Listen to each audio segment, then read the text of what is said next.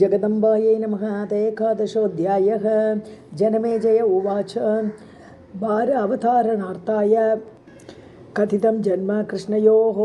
संशयो अयं द्विजश्रेष्ठ हृदये मम तिष्ठति। पृथिवी गोस्वरूपेण ब्रह्माण्डं शरणं गता द्वापरान्ते अतिदीनार्था गुरुभार प्रपीडिता। वेदसा प्रार्थितः विष्णुः कमलापतिः ईश्वरः भूभार उत्तरणार्थाय साधूनां रक्षणाय च भगवन् भारते खण्डे देवैः सह जनार्दन अवतारं गृहाण आशु वसुदेव गृहे विभो। एवं सम्प्रार्थितः दात्रा भगवान् देवकी सुतः बभूव सह रामेण भूभार उत्तरणाय वै कियान् उत्थारितः भारः हत्वा दुष्टान् अनेकशः ज्ञात्वा सर्वान् दुराचारान् पापबुद्धि नृपानिः हतः भीष्मः हतः द्रोणः विराटः द्रुपदः तथा बाह्लीकः सोमदत्तश्च कर्णः वैकर्तनः तथा यैः लुण्ठितं धनं सर्वं हृताश्च हर्योषितः कथं नो न नाशिताः दुष्टाः ये स्थिताः पृथिवीतले आबीराश्च शकाः म्लेच्छाः निषादाः कोटिशः तथा भार अवतरणं किं तत्कृतं कृष्णेन धीमता सन्देहो अयं महाभाग न निवर्तति चित्ततः कलौ अस्मिन् प्रजाः सर्वाः पश्यतः पापनिश्चयाः। व्यास उवाच राजन् यस्मिन् युगे यादृक् प्रजाः भवति कालतः न अन्यथा तद्भवेत् नूनं युगधर्मः अत्र कारणं ये धर्मरसिकाः जीवाः ते वै सत्ययुगे अभवन् धर्मार्थरसिकाः ये तु ते वै त्रेतायुगे अभवन् धर्मार्थकामरसिकाः द्वापरे च अभवन् युगे अर्थकामपराः सर्वे कलौ अस्मिन् भवन्ति हि युगधर्मः तु राजेन्द्र न याति व्यत्ययं पुनः कालः कर्ता अस्ति धर्मस्य हि अधर्मस्य च वै पुनः। राजोवाच ये तु सत्ययुगे जीवाः भवन्ति धर्मतत्पराः कुत्र ते अद्य महाभाग तिष्ठन्ति पुण्यभागिनः त्रेतायुगे द्वापरे वा ये दानव्रतकारकाः वर्तन्ते मुनयः श्रेष्ठाः कुत्र ब्रूहि पितामह कलौ अद्य दुराचाराः ये अत्र सन्ति गतत्रपाः आद्ययुगे क्व यास्यन्ति पापिष्ठाः देवनिन्दकाः एतत् सर्वं सम् आचक्ष्व विस्तरेण महामते सर्वथा श्रौतकामो अस्मि एतद्धर्म निर्णयं। व्यास उवाच ये वै कृतयुगे राजन् सम्भवन्ति इह मानवाः कृत्वा ते पुण्यकर्माणि देवलोकान् व्रजन्ति वै ब्राह्मणाः क्षत्रियाः वैश्याः शूद्राश्च नृपसत्तम सर्वधर्मनिरताः यान्ति लोकान् कर्मजितान् किल सत्यं दया तथा दानं स्वधारगमनं तथा अद्रोहः सर्वभूतेषु समता सर्वजन्तुषु एतत् साधारणं धर्मं कृत्वा सत्ययुगे पुनः स्वर्गं यान्ति इतरे वर्णाः धर्मतः रजकादयः तथा त्रेतायुगे राजन् द्वापरे अथ युगे तदा कलौ अस्मिन् युगे पापाः नरकं यान्ति मानवाः तावत् तिष्ठन्ति ते तत्र यावत् स्यात् युगपर्ययः पुनश्च मानुषे लोके भवन्ति भुवि मानवाः यदा सत्ययुगस्य आदिः कलेः अन्तश्च पार्थिवः तदा स्वर्गात् पुण्यकृतः जायन्ते किल मानवाः यदा कलियुगस्य आदिः द्वापरस्य क्षयः तथा नरकात् पापिनः सर्वे भवन्ति भुवि मानवाः एवं कालसमाचारः न अन्यथा अभूत् कदाचन तस्मात् किल असत्कर्ता तस्मिंस्तु तादृशी प्रजाः कदाचित् दैवयोगात् तु प्राणिनां व्यत्ययः भवेत् खलौ ये साधवः केचित् द्वापरे सम्भवन्ति हि तथा त्रेतायुगे केचित् सत्ययुगे तथा दुष्टाः सत्ययुगे ये तु ते भवन्ति कलौ अपि कृतकर्मप्रभावेण प्राप्नुवन्ति असुखानि च पुनश्च तादृशं कर्म कुर्वन्ति युगभावतः जनमेजय उवाच युगधर्मान् महाभाग ब्रूहि सर्वानशेषतः यस्मिन् वै यादृशः धर्मः ज्ञातुमिच्छामि तं तथा। व्यास उवाच निबोध नृपशार्दूल दृष्टान्तं ते ब्रवीमि अहं साधूनामपि चेतांसि युगभावात् भ्रमन्ति हि पितुः यथा ते राजेन्द्र बुद्धिः विप्र अवहेलने कृता वैकलिना राजन् धर्मज्ञस्य महात्मनः अन्यथा क्षत्रियः राजा ययातिकुलसम्भवः तापसस्य गले सर्पं मृतं कस्मात् अयोजयत् सर्वं युगबलं राजन् वेदितव्यं विजानता प्रयत्नेन हि कर्तव्यं धर्मकर्म विशेषतः नूनं सत्ययुगे राजन् ब्राह्मणाः वेदपारगाः पराशक्ति अर्चनरताः देवी दर्शनलालसाः गायत्री प्रवणआसक्ताः गायत्री ध्यानकारिणः गायत्री जपसंसक्ताः माया बीज एकजापिनः ग्रामे ग्रामे पर अम्बायाः प्रासादकरण उत्सुकाः स्वकर्म निरताः सर्वे सत्य शौच दया अन्विताः त्रयी उक्तकर्म निरताः तत्त्वज्ञान विशारदाः अभवन् क्षत्रियाः तत्र प्रजाभरण तत्पराः वैश्याः तो कृषि वाणिज्य गोसेवा निरताः तथा शूद्राः सेवापराः तत्र पुण्ये सत्ययुगे नृप परा अम्बापूजन आसक्ताः सर्वे वर्णाः परे युगे तथा त्रेतायुगे किञ्चित् न्यूना धर्मस्य संस्थितिः द्वापरे च विशेषेण न्यूना सत्ययुगस्थितिः पूर्वं ये राक्षसाः राजन्ते कलौ ब्राह्मणाः स्मृताः पाखण्डनिरताः प्रायः भवन्ति जनवञ्चकाः असत्यवादिनः सर्वे वेदधर्मविवर्जिताः दाम्भिकाः लोकचतुराः मानिनः वेदवर्जिताः शूद्रसेवापराः केचित् नानाधर्मप्रवर्तकाः वेदनिन्दाकराः क्रूराः धर्मभ्रष्टातिवादुकाः यथा यथा कलिः वृद्धिं याति राजन् तथा तथा धर्मस्य सत्यमूलस्य क्षयः सर्वात्मना भवेत् तथा एव क्षत्रियाः वैश्याः शूद्राश्च धर्मवर्जिताः असत्यवादिनः पापाः तथा वर्णइतराः कलौ शूद्रधर्मरताः विप्राः प्रतिग्रहपरायणाः भविष्यन्ति कलौ राजन् युगे वृद्धिं गताः किल कामाचाराः स्त्रियः कामलोभ मोहसमन्विताः पापाः मिथ्याभिवादिन्यः सदा क्लेशरताः नृप स्वभर्तृवञ्चकाः नित्यं धर्मभाषणपण्डिताः भवन्ति एवं विधाः नार्यः पापिष्टाश्च कलौ युगे आहारशुद्ध्या नृपते चित्तशुद्धिस्तु जायते शुद्धे चित्ते प्रकाशः स्यात् धर्मस्य नृपसत्तम वृत्तसङ्करदोषेण जायते धर्मसङ्करः धर्मस्य सङ्करे जाते नूनं स्यात् वर्णसङ्करः एवं कलियुगे भूप स्वधर्मविवर्जिते स्ववर्णधर्मवार्ता येषा न कुत्रापि उपलभ्यते महान्तः अपि च धर्मज्ञाः अधर्मं कुर्वते नृप कलिस्वभाव एव एष परिहार्यः न केनचित् तस्माद् अत्र मनुष्याणां स्वभावात् पापकारिणां निष्कृतिः न हि राजेन्द्र सामान्य उपायतः भवेत् जनमेजय उवाच भगवन् सर्वधर्मज्ञ सर्वशास्त्रविशारद कलौ अधर्मबहुले नराणां का गतिः भवेत् यदि अस्ति तदुपायश्चेत् यया तं वदस्व मे दयया तं वदस्व मे व्यास उवाच एक एव महाराज तत्र उपायो अस्ति न अपरः सर्वदोष निरासार्थं ध्यायेत् देवी पदाम्बुजं न सन्ति अगानि तावन्ति यावती शक्तिः अस्ति हि नाम्नी देव्याः पापदाहे तस्मात् भीतिः कुतो नृप आवशेन अपि यन्नाम लीलया उच्चारितं यदि किं किं ददाति तत् ज्ञातुं समर्था न हरादयः प्रायश्चित्तं तु पापानां श्रीदेवी नाम संस्मृतिः तस्मात् कलिभयात् राजन् पुण्यक्षेत्रे वसेत् नरः निरन्तरं पर अम्बायाः नाम संस्मरणं चरेत् चित्वा भित्वा च भूतानि हत्वा सर्वमिदं जगत्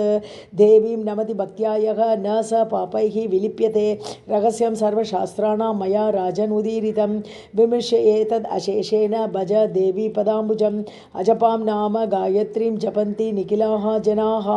महिमानं य न जानन्ति मायया वैभवं महत् गायत्रीं ब्राह्मणाः सर्वे जपन्ति हृदयान्तरे महिमानं न जानन्ति मायायाः वैभवं महत् एतत् सर्वं समाख्यातं स यत् पृष्टं त्वया तत्त्वया नृप युगधर्मव्यवस्थायां किं भूयः श्रोतुमिच्छसि इति श्रीमद्देवी भागवते महापुराणे अष्टादशसहस्रां संहितायां षष्ठस्कन्धे युगधर्मव्यवस्थावर्णनं नाम एकादशोऽध्यायः सर्वं जगदम्बार्पणमस्तु। अथ द्वादशोऽध्यायः राजोवाच तीर्थानि भुवि पुण्यानि ब्रूहि मे मुनिसत्तम गम्यानि मानवैः देवैः क्षेत्राणि सरितः तथा फलं च यादृशं यत्र तीर्थेषु स्नानदानतः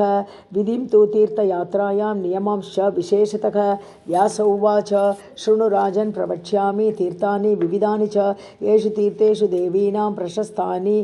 आयतनानि च नदीनां जाह्नवी श्रेष्ठा यमुना च सरस्वती नर्मदा गण्डकी सिन्धुः गोमती तमसा तथा कावेरी चन्द्रभागा च पुण्या वेत्रवती शुभा चर्मण्वती सरयूः तापी साब्रमती तथा एताश्च कथिता राजन् अन्याश्च शतशः पुनः तासां समुद्रगाः पुण्याः स्वल्पपुण्याः हि अनब्धिगाः समुद्रगानां ताः पुण्याः सर्वदा ओगवहाः तु याः मासद्वयं श्रावण आदौ ताश्च सर्वा रजस्वलाः भवन्ति वृष्टियोगेन ग्राम्यवारिवहाः तथा पुष्करं च कुरुक्षेत्रं धर्मारण्यं सुपावनं प्रवासं च प्रयागं च नैमिषारण्यमेव च विश्रुतं च अर्बुदारण्यं शैलाश्च पावनाः तथा श्रीशैलश्च सुमेरुश्च पर्वतः गन्धमादनः सरांसि चैव पुण्यानि मानसं सर्वविश्रुतं तथा बिन्दुसरः श्रेष्ठम् अच्छोदं नाम पावनम् आश्रमास्तु तथा पुण्याः मुनीनां भावितात्मनां विश्रुतस्थो सदा पुण्यः ख्यातः बदरिकाश्रमः नरनारायणौ यत्र तेपाते तौ मुनीत्र तपः वामन आश्रमः आख्यातः शतयूप आश्रमः तथा येन यत्र तपस्तप्तं तस्य नाम्ना अतिविश्रुतः एवं पुण्यानि स्थानानि हि असंख्यातानि भूतले मुनिभिः परिगीतानि पावनानि महीपते येषु स्थानेषु सर्वत्र देवी स्थानानि भूपते दर्शनात् पापहारिणि वसन्ति नियमेन च कथयिष्यामि तानि अग्रे प्रसंगेन च कानिचित् तीर्थानि नृपदानानि व्रतानि च मकाः तथा तपांसि पुण्यकर्माणि स अपेक्षाणि महीपते द्रव्यशुद्धिं क्रियाशुद्धिं मनःशुद्धिम् अपेक्ष पावनानि हि तीर्थानि तपांसि च व्रतानि च कदाचित् द्रव्यशुद्धिः स्यात् क्रियाशुद्धिः कदाचन दुर्लभा मनसः शुद्धिः सर्वेषां सर्वदा नृप मनस्तु चञ्चलं राजन् एकविषय आश्रितं कथं शुद्धं भवेत् राजन् नानाभावसमाश्रितं कामक्रोधौ तदा लोभो हि अहङ्कारः मदः तथा सर्वविघ्नकराः हि एते तपः तीर्थव्रतेषु च अहिंसा सत्यम् अस्तेयं शौचम् इन्द्रियनिग्रहः स्वधर्मपालनं राजन् सर्वतीर्थफलप्रदं नित्यकर्म परित्यागात् मार्गे संसर्गदोषतः व्यर्थं तीर्थ अधिगमनं पापमेव अवशिष्यते क्षालयन्ति हि तीर्थानि सर्वथा देहजं मलं मानसं चालितुं तानि न समर्थानि वै नृप शक्तानि यदि चेत् तानि गङ्गातीरनिवासिनः मुनयः द्रोहसंयुक्ताः कथं स्युः भावित ईश्वराः वसिष्ठसादृशाः प्रह्वाः विश्वामित्रादयः किल रागद्वेषरताः सर्वे कामक्रोधाकुलाः सदा चित्तशुद्धिम्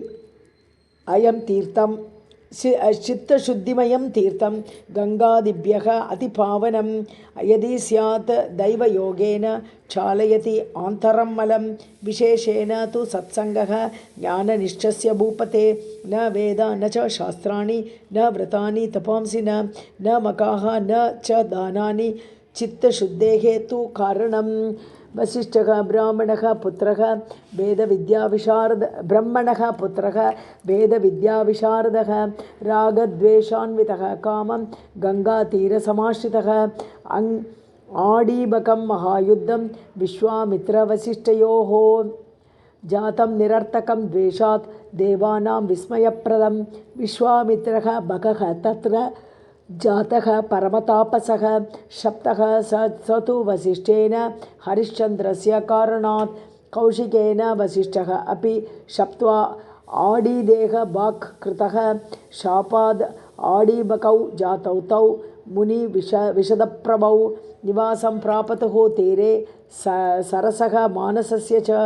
चक्रतुः दारुणं युद्धं नख चञ्चु प्रताडनैः वर्षाणाम् अयुतं यावत् तौ ऋषि रोषसंयुतौ युयुधाते यदा उन्मत्तौ सिंहौ इव परस्परं राजोवाच कथं तौ मुनिशार्दूलौ तापसौ धर्मतत्परौ परस्परं वैरपरौ सञ्जातौ केन हेतुना शापं परस्परं केन कारणेन महामती दत्तवन्तौ मितः क्लेशकारकौ दुःखदौ नृणाम् व्यासोवाच हरिश्चन्द्रः नृपश्रेष्ठः त्रिशङ्को तनयः पुरा बभूव रविवंशीयः रामचन्द्रस्य पूर्वजः अनपत्यः स राजर्षिः वरुणाय महाक्रतुं प्रतिजज्ञे पुत्रकामः नरमेधं दुरासदं वरुणः तस्य सन्तुष्टः यज्ञस्य नियमे कृते ददार गर्भं राज्ञः तो भार्या परमसुन्दरी राजा बभूव सन्तुष्टः दृष्ट्वा भार्यां स दोहदाम् चकार विधिवत् कर्म गर्भसंस्कारकारकं सुषुवे तनयं नारी सर्वलक्षणसंयुतं मुदं प्राप नृपः तत्र पुत्रे जाते विशाम्पते कृतवान् जातकर्मादि संस्कार विधिम् उत्तमं ददौ हिरण्यं गाः दोग्ध्रीः ब्राह्मणेभ्यः विशेषतः जन्म उत्सवे अतिसमृद्धे गेहे वै यादसम्पतिः आजगाम महाराज विप्रवेशधरः तथा पूजितः पार्थिवेन अथ दत्त्वा विधिवत् आसनं कार्ये पृष्ठे अब्रवीत् वाक्यं वरुणः अस्मि इति भूपतिं कुरु यज्ञं सुतं कृत्वा पशुं परमपावनं सत्यवाग्भव राजेन्द्र संकल्पः तु त्वया कृतः तच्छ्रुत्वा वचनं राजा विह्वलः अतिव्यताकुलः संस्तभ्य आदिं नृपः प्राह वरुणं सत्कृत अंजलिः स्वामिन् करोमि तं यज्ञं सर्वथा विधिपूर्वकं मया ते यत् प्रतिज्ञातं भवामि सत्यवाक् अहं पूर्णे मासे विशुद्ध्येत धर्मपत्नी सुरोत्तम विशुद्धायां तु भार्यायां कर्तव्यः स पशोः मकः व्यास उवाच इत्युक्ते वचने राजा वरुणः स्वगृहं गतः राजा बभूव सन्तुष्टः किञ्चित् चिन्तातुरः तदा पूर्णे मासी पुनः पाशी परीक्षार्थं नृपालये आजगाम द्विजः भूत्वा सुवेशः सुष्ठुभाषकः कृत अर्हणं सुख आसीनं भूपतिः तं सुरोत्तमम् उवाच विनय उपेतः हेतुगर्भं वचस्तदा संस्कृतं सुतं स्वामिन् यूपे बध्नामि कथं संस्कृत्य क्षत्रियं कृत्वा यजे अहं यज्ञम् उत्तमं दयसे यदि देवत्वं ज्ञात्वा दीनं स्वसेवकम् असंस्कृतस्य बालस्य न अधिकारः अस्ति कुत्रचित् वरुण उवाच प्रतारयसि राजेन्द्र कृत्वा समयम् अग्रतः दुस्त्यजः तव जानामि सुतस्नेहः हि अपुत्रिणः गृहं व्रजामि भूपाल वचनात् तव कोमलात् कियत्कालं प्रतीक्ष्य अहम् आगमिष्यामि ते गृहं भवितव्यं त्वया तात तदा सत्यवचः अन्वितम् अन्यथा त्वयि मुञ्चामि कोपं शापसमन्वितं राजो उवाच समावर्तनकर्मान्ते सर्वथा यादसाम्पते कृत्वा पुत्रपशुं यज्ञे यजिष्ये विधिपूर्वकं। व्यास उवाच तच्छ्रुत्वा वचनं राज्ञः वरुणः प्रीतमानसः तथेति उक्त्वा ययौ तूर्णं नृपः तु सुस्थितः अभवत्। रोहित आख्यः इति ख्यातः सुतस्तस्य विवृद्धिमान् सञ्जातः चतुरः सर्वविद्यानां च विशारदः। यज्ञस्य कारणं तेन ज्ञातं सर्वं सविस्तरं भयभीतः ततः सोऽपि मत्वा मरणम् आत्मनः कृत्वा पलायनं वीरः गतः असौ गिरिगह्वरे अगम्ये नृपतिस्थाने स्थितः तत्र भयातुरः। प्राप्ते काले अथ वरुणः यज्ञार्थी नृपतेः गृहं गत्वा तमाह भूपालं कुरु यज्ञं विशाम्पते। प्रम्लानवदनः राजा तमाह व्यतीत इन्द्रियः किं करोमि गतः क्वापि सुतो मे सुरसत्तम। श्रुत्वा तद्वचनं राज्ञः कुपितः यादसाम्पतिः शशाप तं नृपं कोपात् असत्यवादिनं वृषं। जलोदर अभिदः व्याधिः देहे भवतु ते नृप यतः प्रतारितश्च अहं कृत्वा कपटपण्डित इति शप्त्वा ययोदाम स्वकं पार्श्वधरः तदा राजा चिन्तातुरः तस्थौ भवने व्याधिपीडितः। यदा अतिव्याधितः राजा रोगेण शापजेनः तदा शुश्राव पुत्रः अपि पितरं व्याधिपीडितं। पान्तिकः प्राह पुत्रं हि पिता ते वृषदुःखितः। जलोदरविकारेण शापजेन नृपात्मज विनष्टं जीवितं ते अद्य यथा जातस्य दुर्मते। यत्त्यक्त्वा पितरं दुःस्थं प्राप्तो असि गिरिगह्वरं किम् अनेन शरीरेण प्राप्तं ते जन्मनः फलं। देहदं दुःखितं कृत्वा स्थितो अस्ति अत्र सुत अधम। प्राणाः त्याज्याः पितुः कार्ये सत्पुत्रेण इति निश्चयः। त्वदर्थे दुःखितः राजा क्रन्दति व्याधिपीडितः। व्यास उवाच तद् आकर्ण्य वचः तथ्यं पान्तिकात् धर्मसंयुतं। यदा चक्रे मनः गन्तुं द्रष्टुं तातं व्यथातुरं तदा विप्रवपुः भूत्वा वासवः तम् उपागमत्। रहः प्राह हितं वाक्यं दयावान् इव भारत। मूर्खो असि राजपुत्र त्वं गमनाय मतिं वृथा करोषि पितरं तु अद्य न जानामि व्यथायुतम्। इति श्रीमद्देवी भागवते महापुराणे अष्टादशसहस्रां संहितायां षष्ठस्कन्धे हरिश्चन्द्रस्य जलोदरव्याधिपीडावर्णनं नाम 12ोऽध्यायः। सर्वं जगदम्बार्पणमस्तु। अथ 12ोऽध्यायः। राजोवाच तीर्थानि भुवि पुण्यानि ब्रूहि मे मुनिसत्तम। गम्यानि मानवैः देवैः क्षेत्राणि सरितः तथा फलं च यादृशं यत्र तीर्थेषु स्नानदानतः। विधिं तु तीर्थयात्रायां नियमांश्च विशेषतः। व्यास उवाच शृणु राजन् प्रवक्ष्यामि तीर्थानि विविधानि च। येषु तीर्थेषु देवीनां प्रशस्तानि आयतनानि च।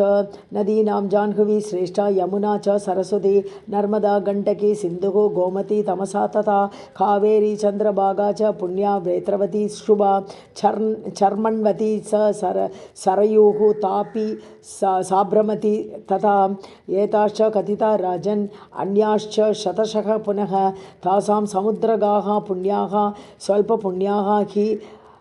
अनब्धिगाः। समुद्रगानां ताः पुण्याः सर्वदा ओगवहाः तु याः। मासद्वयं श्रावण आदौ ताश्च सर्वा रजस्वलाः भवन्ति वृष्टियोगेन ग्राम्यवारिवहाः तथा। पुष्करं च कुरुक्षेत्रं धर्मारण्यं सुपावनं। प्रवासं च प्रयागं च नैमिषारण्यमेव च विश्रुतं च अर्बुदारण्यं शैलाश्च पावनाः तथा। श्रीशैलश्च सुमेरुश्च पर्वतः गन्धमादनः सरांसि चैव पुण्यानि मानसं सर्वविश्रुतं तथा। बिन्दुसरः श्रेष्ठम् अच्छोदं नाम पावनम्।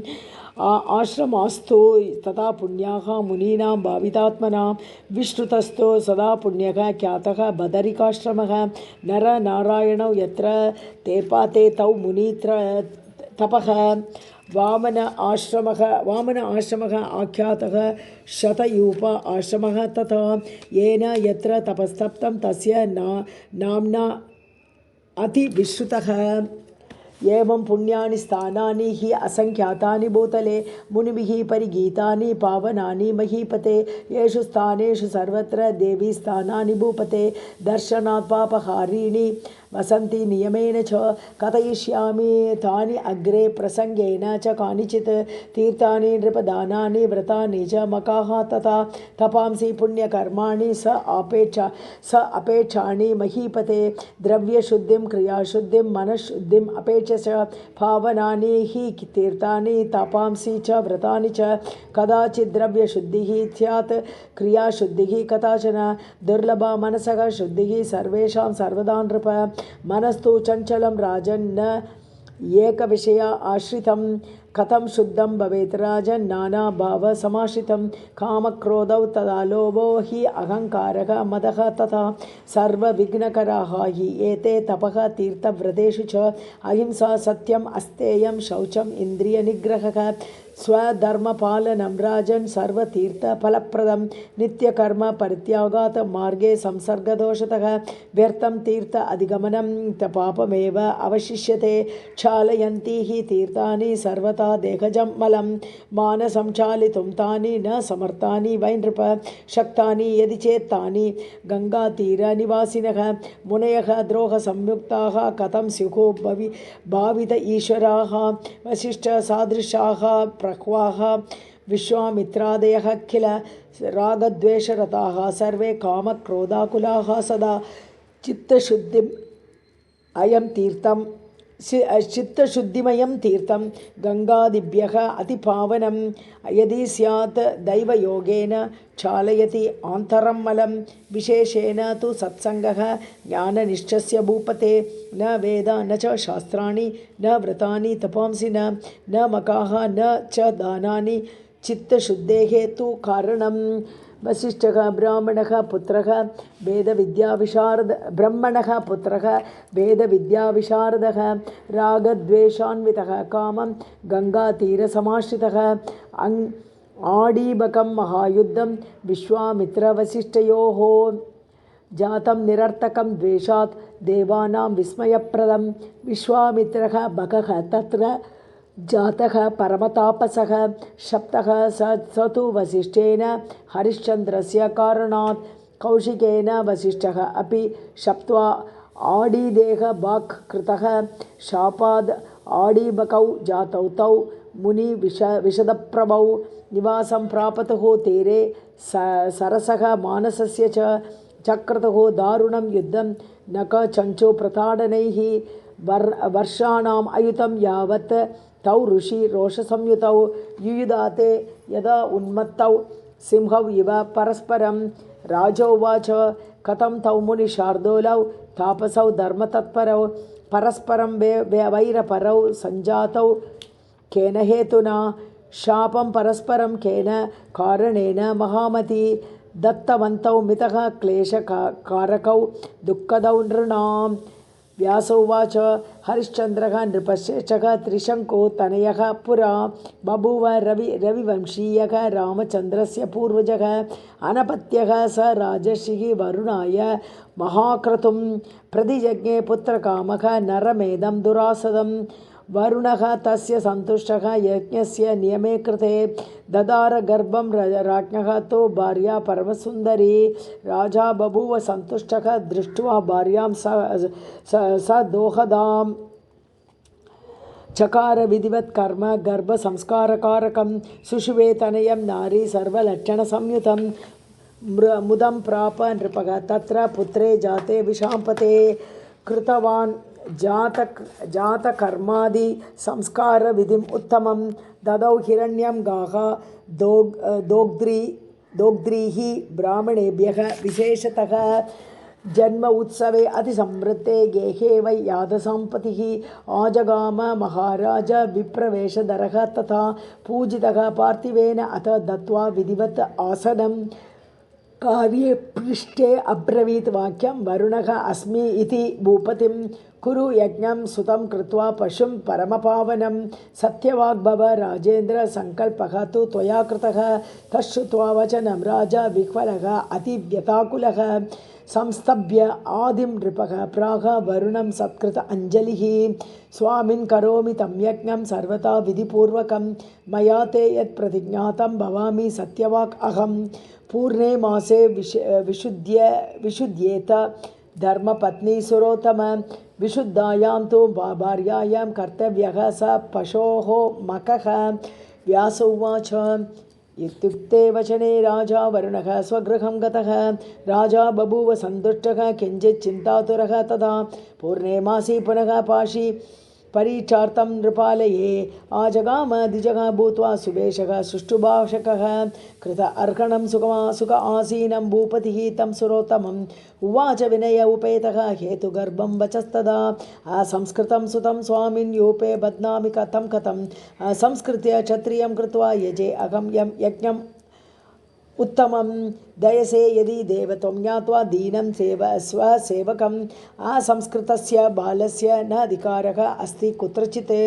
वरुण उवाच प्रतारयसि राजेन्द्र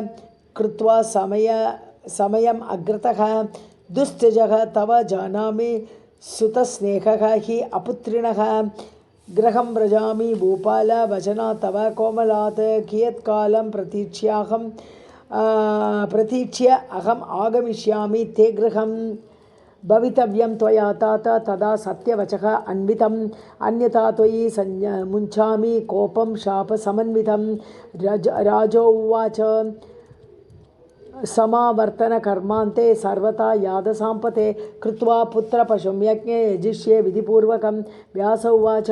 तच्छ्रुत्वा वचनं राज्ञः वरुणः प्रीतमानसः तथेति उक्त्वा ययौ तूर्णं नृपः तु सुस्थितः अभवत् रोहित आख्यः इति ख्यातः सुतस्तस्य विवृद्धिमान् सञ्जातः चतुरः सर्वविद्यानां च विशारदः यज्ञस्य कारणं तेन ज्ञातं सर्वं सविस्तरं भयभीतः ततः सोऽपि मत्वा मरणम् आत्मनः कृत्वा पलायनं वीरः गतः असौ गिरिगह्वरे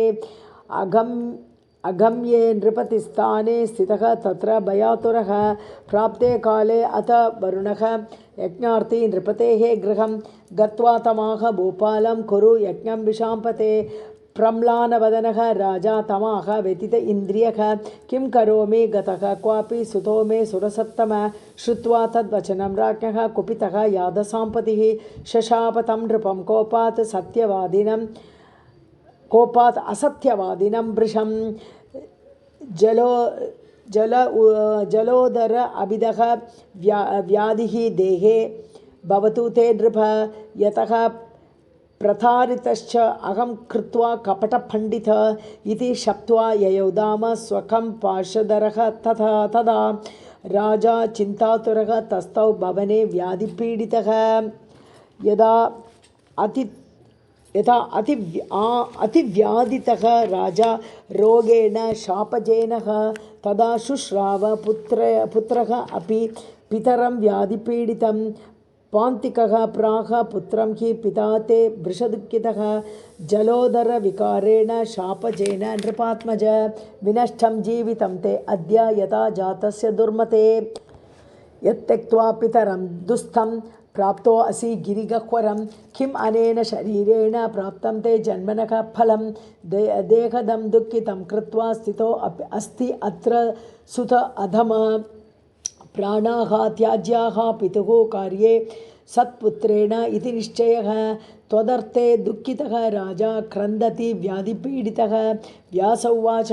तद् आकर्ण्य वचः तथ्यं पान्तिकात् धर्मसंयुतं यदा चक्रे मनः गन्तुं द्रष्टुं तातं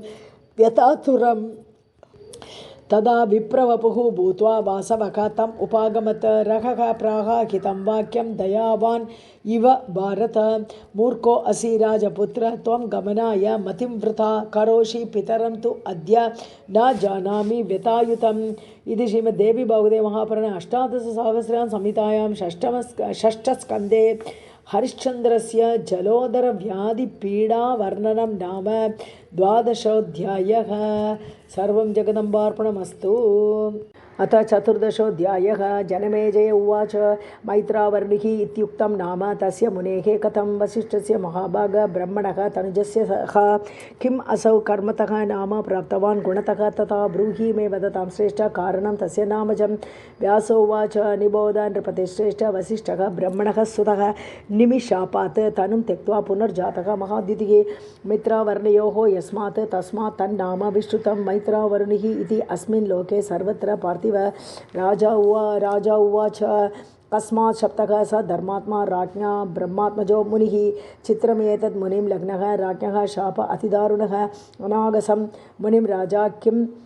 असौ शप्तवान् मुने कारणं वद धर्मज्ञ तस्य शापस्य मूलतः। व्यासो उवाच कारणं तु मया प्रोक्तं तव पूर्वं विनिश्चितं संसारो अयं त्रिभिः व्याप्तः राजन् माया गुणैः किल धर्मं करोतु गोपालः चरन्तु तापसाः तपः सर्वेषां तु गुणैः विद्धं न उज्ज्वलं तद् भवेत् इह कामक्रोध अभिभूताश्च राजानः मुनयः तथा लोभ अहङ्कार संयुक्ताः चरन्ति दुश्चरं तपः यजन्ति क्षत्रियाः राजन् रजो गुणसमावृताः ब्राह्मणास्तु तदा राजन् न कोऽपि सत्त्वसंयुतः ऋषीणामसौ निमिः शप्तः तेन शप्तः मुनिः पुनः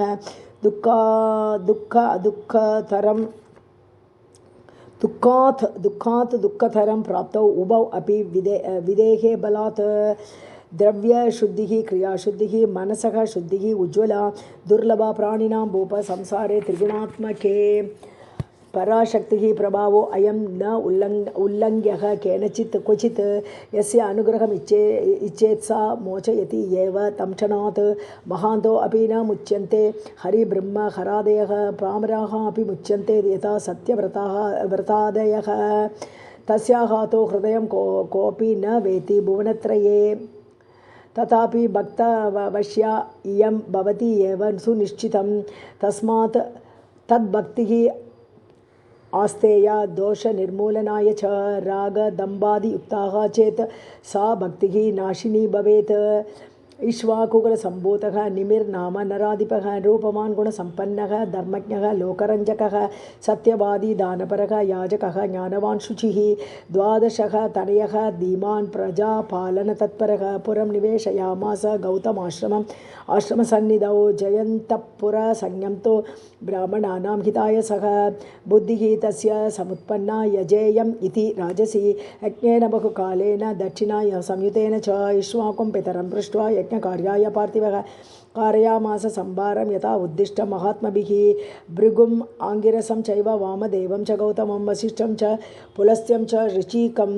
पुलहं क्रतुं मुनीन् आमन्त्रयामास सर्वज्ञान् वेदपारगान् यज्ञविद्याप्रवीणांश्च तापसान् वेदवित्तमान् राजा संवृतसंभारः सम्पूज्य गुरुम् आत्मनः वसिष्ठं प्राह धर्मज्ञः विनयेन समन्वितः यजेयं मुनिशार्दूल याजयस्व कृपानिधे गुरुः त्वं सर्ववेदा असि कार्यं मे कुरु साम्प्रतं यज्ञोपकरणं सर्वं समानीतं सुसंस्कृतं 5 वर्षसहस्रं तु दीक्षां कर्तुं मतिश्च मे यस्मिन् यज्ञे सम आराध्या देवी श्री जगदम्बिका तत्प्रीत्यर्थम् अहं यज्ञं करोमि विधिपूर्वकं तच्छ्रुत्वा असौ निमेहे वाक्यं वसिष्ठः प्राह भूपतिम् इन्द्रेण अहं वृतः पूर्वं यज्ञार्थं नृपसत्तम पराशक्तिमकं कर्तुम् उद्युक्तः पाकशासनः स दीक्षां गमितः देवः 5 वर्षशतात्मिकाम् तस्मात् त्वम् अन्तरं तावत् प्रतिपालय पार्थिव इन्द्रयज्ञे समाप्ते अत्र कृत्वा कार्यं दिवस्पतेः आगमिष्यामि अहं राजन् तावत् त्वं प्रतिपालय राजोवाच मया निमन्त्रिताः च अन्ये मुनयः यज्ञकारणात् संभाराः संवृताः सर्वे पालयामि कथं गुरो इक्ष्वाकूणां कुले ब्रह्मन् गुरुः त्वं वेदवित्तमः कथं त्यक्त्वा अद्य मे कार्यम् उद्यतः गन्तुमाशु वै न ते युक्तं द्विजश्रेष्ठ यद् उत्सृज्य मकं मम गन्तासि धनलोभेन लोभ आकुलितचेतनः निवारितः अपि राज्ञा स जगाम ऐन्द्र मुखं गुरुः राजापि विमना भूत्वा गौतमं प्रत्यपूजयत् इयाज हिमवत् पार्श्वे सागरस्य समीपतः दक्षिणा बहुला दत्ता विप्रेभ्यः मखकर्मणि निमिना पञ्चसाहस्री दीक्षा तत्र कृता नृप ऋत्विजः पूजिताः कामन् धनैः गोभिः मुदा युताः शक्रयज्ञसमाप्ते तु पञ्चवर्षशतात्मके आजगाम वसिष्ठः तु राज्ञः सत्रदिदीक्षया आगत्य संस्थितः तत्र दर्शनार्थं नृपस्य च तदा राजा प्रसुप्तः तु निद्रया अपकृतः भृशं न असौ प्रतिबोधितः भृत्यैः न आगतः तु मुनिं नृपः वसिष्ठस्य ततो मन्युः प्रादुर्भूतः अवमानतः दर्शनात् निमेघे तत्र चुकोप मुनिसत्तमः शापं च दत्तवान् तस्मै राज्ञे मन्युवशं गतः यस्मात् त्वं मां गुरुं त्यक्त्वा कृत्वा अन्यं गुरुम् आत्मनः दीक्षितो असि बलात् मन्द माम् अवज्ञाय पार्थिव वारितोऽपि मया तस्मात् विदेहः त्वं भविष्यसि पततु इदं शरीरं ते विदेहः भवभूपते व्यास उवाच इति तद्वाक्य व्याहृतं श्रुत्वा राज्ञः तु परिचारिकाः सद्यः प्रबोधयामासुः मुनिम् आहुः कुपितं तं समागत्य राजा विगतकल्मषः उवाच वचनं श्लक्ष्णं हेतुगर्भं च युक्तिमत् मम दोषः न धर्मज्ञः गतः त्वं तृष्णया आकुलः हित्वा मां यजमानं वै प्रार्थितो अपि मया भृशं न लज्जसे द्विजश्रेष्ठ कृत्वा कर्म जुगुप्सितं सन्तोषे ब्राह्मणश्रेष्ठ जानन् धर्मस्य निश्चयं पुत्रोऽसि ब्रह्मणः साक्षात् वेदाङ्गवित्तमः न वेत्सि विप्रधर्मस्य गतिं सूक्ष्मां दुरत्ययाम् आत्मदोषं मयि ज्ञात्वा मृषा मां शप्तुम् इच्छसि त्याज्यः तु सुजनैः क्रोधः चण्डालात् अधिकः यतः वृथा क्रोधपरीतेन मयि शापः प्रपातितः तवापि च पततु अद्य देहो अयं क्रोधसंयुतः एवं शतः मुनि राज्ञा राजा च मुनिना तथा परस्परं प्राप्य शापं दुःखितौ तौ बभूवतुः वसिष्ठस्तु अतिचिन्तार्थः ब्रह्माणं शरणं गतः निवेदयामास तथा शापं भूपकृतं महत् वसिष्ठ उवाच राज्ञा शप्तोऽस्मि देहो अयं पततु अद्य तव इति वै किं करोमि पितः प्राप्तं कष्टं काय प्रपातजम् अन्यदेह समुत्पत्तौ जनकं वद साम्प्रतं तथा मे देहसंयोगः पूर्ववत् अपद्यतां यादृशं ज्ञानमेतत् एतस्मिन् देहे तत्र अस्तु तत्पितः समर्थो असि महाराज प्रसादं कर्तुमर्हसि वसिष्ठस्य वचः श्रुत्वा ब्रह्मा प्रोवाच तं सुतं मित्रावर्णयोः तेजः त्वं प्रविश्य स्थिरो भव तस्मात् अयोनिजः काले भविता त्वं न संशयः पुनर्देहं समासाद्य धर्मयुक्तः भविष्यसि भूतात्मा वेदवित्कामं सर्वज्ञः सर्वपूजितः एव मुक्तः तदा पित्रा प्राययो वर्णालयं कृत्वा प्रदक्षिणं प्रीत्या प्रणम्य च पितामहं विवेश च तयोः देहे मित्रावर्णयोः किल जीव अंशेन वसिष्ठः अथ त्यक्त्वा देहम् अनुत्तमं कदाचित् ऊर्वशी राजन् आगता वर्णालयं यदृच्या वरारोहा सखी गणसमावृता दृष्ट्वा ताम् अप्सरां दिव्यां रूपयवनसंयुतां जातौ कामातुरौ देवौ तदा ताम् उचतुः नृप विवशौ चारु सर्वाङ्गीं देवकन्या मनोरमाम् आवां त्वम् अनवद्याङ्गी वरयस्व समाकुलौ विहरस्व यथा कामं स्थाने अस्मिन् वरवर्णिनि तथा उक्ता सा देवी ततः देवी ताभ्यां तत्र स्थिता अवशां कृत्वा भावं स्थिरं देवी मित्रावर्णयोः गृहे सा गृहीत्वा तयोः भावं संस्थिता चारुदर्शना तयोस्तु पतितं वीर्यं कुम्भे दैवात् अनावृते तस्मात् जातौ मुनिराजन् द्वौ एव अतिमनोहरौ अगस्तिः प्रथमः तत्र वसिष्ठः च अपरः तथा मित्रावर्णयोः वीर्यात् तापसौ ऋषिसप्तमौ प्रथमस्थो वनं प्राप्तः बाल एव महातपाः इक्ष्वाकुः तु वसिष्ठं तं बालं बभ्रे पुरोहितम् वंशस्य अस्य सुखार्थं ते पालयामास पार्थिव विशेषेण मुनिं ज्ञात्वा प्रीत्या युक्तः बभूवः एतत् ते सर्वमाख्यातं वसिष्ठस्य च कारणं शापात् देहान्तरप्राप्तिः मित्रावर्णयोः कुले इति श्रीमद्देवी भागवते महापुराणे अष्टादशसहस्रां संहितायां षष्ठस्कन्धे वसिष्ठस्य मैत्रावरुणिः इति नामवर्णनं नाम चतुर्दशोऽध्यायः सर्वं जगदम्बार्पणमस्तु अथ पञ्चदशोऽध्यायः जनमेजय उवाच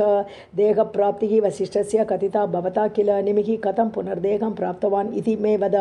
व्यास उवाच वसिष्ठेन च सम्प्राप्तः पुनर्देहः नराधिप निमिना न तथा प्राप्तः देहः शापात् अनन्तरं यदा शप्तः वसिष्ठेन तदा ते ब्राह्मणाः क्रतौ ऋत्विजे ये वृता राज्ञा ते सर्वे सम् अचिन्तयन् किं कर्तव्यम् अहो अस्माभिः शापदग्धः महीपतिः अस्मिन् यज्ञे तु असम्पूर्णे दीक्षायुक्तश्च धार्मिकः किं कर्तव्यं कार्यमेतत् विपरीतम् अभूत् किल अवश्यं भावत्वात् अशक्ताः स्म निवारणे मन्त्रैः बहुविधैः देहं तदा तस्य महात्मनः रक्षितुं धारयामासुः किञ्चित् श्वसनसंयुतं गन्धैः माल्यश्च विविधैः पूज्यमानं मुहुर्मुहुः मन्त्रशक्त्या प्रतिष्ठभ्य निर्विकारं सुपूजितं समाप्ते च क्रतौ तत्र देवाः सर्वे समागताः ऋत्विग्भिस्तो स्तुताः सर्वे सुप्रीताश्च अभवन् नृप विज्ञप्ता मुनिभिः स्तोत्रैः निर्विण्ण आत्मानम् अब्रुवन् प्रसन्नाः स्म महीपाल वरं वरय सुब्रत यज्ञेन अनेन राजस्य वरं जन्म विधीयते देवदेहं निर्देहं वा यत्ते मनसि वाञ्छितं दृप्तः कामं पुरोदाहते मृत्युलोके यथा सुखं एव मुक्तः निमेहे आत्मा सन्तुष्टः तानुवाचः न देहे मम वाञ्छा अस्ति सर्वदा एव विनश्वरे वासः मे सर्वसत्त्वानां दृष्टौ अस्तु सुरोत्तमाः नेत्रेषु सर्वभूतानां वायुभूतश्चरामि अहम् एवमुक्ताः सुराः तत्र निमेहे आत्मानम् अब्रुवन् प्रार्थया त्वं महाराज देवीं सर्वेश्वरीं शिवां मकेन अनेन सन्तुष्टा सा ते अभीष्टं विधास्यति स देवैः एवमुक्तस्थो प्रार्थयामास देवतां स्तोत्रैः नानाविधैः दिव्यैः भक्त्या गद्गदया गिरा प्रसन्ना सा तदा देवी प्रत्यक्षं दर्शनं ददौ कोटिसूर्यप्रतीकाशं रूपं लावण्यदीपितं दृष्ट्वा प्रमुदिताः सर्वे कृतकृत्याश्च चेतसि प्रसन्नायां देवतायां राजा वव्रे वरं ज्ञानं तद् विमलं देहि येन मोक्षो भवेदपि नेत्रेषु सर्वभूतानां निवासः मे भवेतिति ततः प्रसन्ना देवेशी प्रोवाच जगदम्बिका ज्ञानं ते विमलं भूयात् प्रारब्धस्य अवशेषतः नेत्रेषु सर्वभूतानां निवासो अपि भविष्यति निमिषं यान्ति चक्षुंषि त्वत्कृतेन एव देहिनां तव वासात् स निमिषाः मानवाः पशवः तथा पतङ्गाश्च भविष्यन्ति पुनश्च अनिमिषाः सुराः इति दत्त्वा वरं तस्मै तदा श्रीवर देवता आमन्त्र्य च मुनीन् सर्वान् तत्र एव अन्तर्हिता अभवत् अन्तर्हितायां देव्यां तु मुनयः तत्र संस्थिताः विचिन्त्य विधिवत् सर्वे निमेहे देहं समाहरन् अरणिं तत्र संस्थाप्य ममन्तुः मन्त्रवत्तदा मन्त्रहोमैः महात्मानः पुत्रहेतोः निमेहे अथ अरण्यामन्त्यमानायां पुत्रः प्रादुरभूत् तदा सर्वलक्षणसम्पन्नः साक्षात् निमिः इव अपरः अरण्यामतनात् जातः तस्मात् मिति इति स्मृतः येन अयं जनकात् जातः तेन असौ जनकः अभवत् विदेहस्तु निमेहे जातः यस्मात् तस्मात् तद् अन्वये समुद्भूताः तु राजानः विदेहाः इति कीर्तिताः एवं निमीसुतः राजा प्रतितः जनकः अभवत् नगरी निर्मिता तेन गङ्गातीरे मनोहरा मिथिला इति सुविख्याता गोपुर अट्टाल संयुता धनधान्य समायुक्ताः हट्टशाला विराजिता वंशे अस्मिन् अन्ये अपि राजानः ते सर्वे जनकाः तथा विख्याताः ज्ञानिनः सर्वे विधायकाः परिकीर्तिताः एतत् ते कथितं राजन् मे आख्यानम् अनुत्तमं शापाद्यस्य विदेहत्वं विस्तरात् उदितं मया राजोवाच भगवान् भवता प्रोक्तं निमिशापस्य कारणं श्रुत्वा सन्देहमापन्नं मनो मे अतीव चञ्चलं वसिष्ठः ब्रह्मणः श्रेष्ठः राजश्चैव पुरोहितः पुत्रः पङ्कयोनेः तु राज्ञा शब्दः कथं मुनिः गुरुं च ब्राह्मणं ज्ञात्वा निमिना न कृता क्षमा यज्ञकर्म शुभं कृत्वा कथं क्रोधम् उपागतः ज्ञात्वा धर्मस्य विज्ञानं कथम् इक्ष्वाकुसम्भवः क्रोधस्य वशमापन्नः शप्तवान् ब्राह्मणं गुरुं व्यासोवाच क्षमा अतिदुर्लभा राजन् प्राणिभिः अजित आत्मभिः क्षमावान् दुर्लभः लोके सुसमर्थः विशेषतः सर्वसङ्गपरित्यागी मुनिः भवतु तापसः निद्राक्षुधा शुदाः विजेता च योगाभ्यासे सुनिश्चितः कामक्रोधः तदा लोभः हि अहङ्कारश्चतुर्थकः दुर्ज्ञेया देहमध्यस्थाः रिपवः तेन सर्वथा न भूतपर्वः संसारे न चैव वर्तते अधुना भविता न पुमान् कश्चित् यः जयेत रिपून् इमान् न स्वर्गे न च भूलोके ब्रह्मलोके हरेः पदे कैलासे न ईदृशः कश्चित् यः जयेत रिपून् इमान् मुनयः ब्रह्मपुत्राश्च तथा अन्ये तापसोत्तमाः तेऽपि गुणत्रया विद्धाः किं पुनः मानवाः भुवि कपिलः संख्यवेत्ता च योगाभ्यासरतः शुचिः तेन अपि दैवयोगात् हि प्रदग्धाः सगरात्मजाः तस्मात् राजन् अहङ्कारात् सञ्जातं भुवनत्रयम् कार्यकारणभावात् तद्वियुक्तं कथं भवेत् ब्रह्मा गुणत्रय आविष्टः गुणैश्च एव अतः शङ्करः प्रभवन्ति शरीरेषु तेषां भावाः पृथक् पृथक् मानवानां च का वार्ता सत्त्व एकान्तव्यवस्थितौ गुणानां सङ्गरः राजन् सर्वत्र समवस्थितः कदाचित् सत्त्ववृद्धिः स्यात् कदाचित् रजसः किल कदाचित् तमसः वृद्धिः समभावः कदाचन निर्गुणः परमात्मा असौ निर्लेपः परमः अव्ययः अलक्ष्यः सर्वसत्त्वानाम् अप्रमेयः सनातनः तथैव परमाशक्तिः निर्गुणा ब्रह्मसंस्थिता दुर्ज्ञेया च अल्पमतिभिः सर्वभूतव्यवस्थितिः परात्मनः तथा शक्तेः तयोः ऐक्यं सदैव हि अभिन्नं तद् वपुः ज्ञात्वा मुच्यते सर्वदोषतः तज्ज्ञानादेव मोक्षः स्यात् इति वेदान्तडिण्डिमः यो वेद स विमुक्तः अस्मिन् संसारे त्रिगुणात्मके ज्ञानं तु द्विविधं प्रोक्तं शाब्दिकं प्रथमं स्मृतं वेदशास्त्रार्थविज्ञानात् तद् भवेत् बुद्धियोगतः विकल्पाः तत्र बहवः भवन्ति मतिकल्पिताः कुतर्ककल्पिताः केचित् सुतर्ककल्पिताः परे वितर्कैः विभ्रम उत्पत्तिः विभ्रमात् बुद्धिभ्रंशात् ज्ञाननाशः प्राणिनां परिकीर्तितः अनुभव आख्यं द्वितीयं तु ज्ञानं तद्दुर्लभं नृप तत्तदा प्राप्यते तस्य वेतुः सङ्गः यदा भवेत् शब्दज्ञानात् न कार्यस्य सिद्धिः भवति भारत तस्मात् आनुभवज्ञानं संभवति अतिमानुषम् अन्तर्गतं तमश्चेतुं शब्दबोधो हि न क्षमः यथा न नश्यति तमः कृतया दीपवार्तया तत्कर्म यन्न बन्धाय सा विद्या या विमुक्तये आयासाय अपरं कर्म विद्या अन्या शिल्पनैपुणं शीलं परहितत्वं च कोप अभावः क्षमा धृतिः सन्तोषः च इति विद्यायाः परिकल्प उज्ज्वलं फलं परिपाक उज्ज्वलं फलं विद्यया तपसा वापि योगाभ्यासेन भूपते विना कामादि शत्रूणां नैव नाशः कदाचन मनस्तु चञ्चलं राजन् स्वभावात् दुर्ग्रहं तद्वशः सर्वथा प्राणी त्रिविधः भुवनत्रये कामक्रोधादयः भावाः चित्तजाः परिकीर्तिताः ते तदा भवति एव यदा वै निर्जितं मनः तस्मात् निमिना राजन् न क्षमा विहिता मुनौ यथा ययातिना पूर्वं कृता शुक्रे कृत आगसी भृगुपुत्रेण शप्तो अपि ययातिः नृपसत्तमः न शशाप मुनिं क्रोधात् जरां राजा गृहीतवान् केचित् सौम्यः भवेत् कश्चित् क्रूरः भवति पार्थिवः स्वभावभेदान् नृपते कस्य दोषो अत्र कल्प्यते हैहया भार्गवान् पूर्वं धनलोभात् पुरोहितान् ब्राह्मणान् मूलतः सर्वां चिच्छिदुः क्रोधमूर्छिता पातकं पृष्ठतः कृत्वा ब्रह्महत्या समुद्भवम् इति श्रीमद्देवी भागवते महापुराणे अष्टादशसाहस्र्यां संहितायां षष्ठस्कन्धे देवी महिम्नि नानाभाववर्णनं नाम पञ्चदशोऽध्यायः सर्वं जगदम्बार्पणमस्तु। अथ षोडशोऽध्यायः जनमेजय उवाच कुले कस्य समुत्पन्नाः क्षत्रियाः हैहयाश्च ते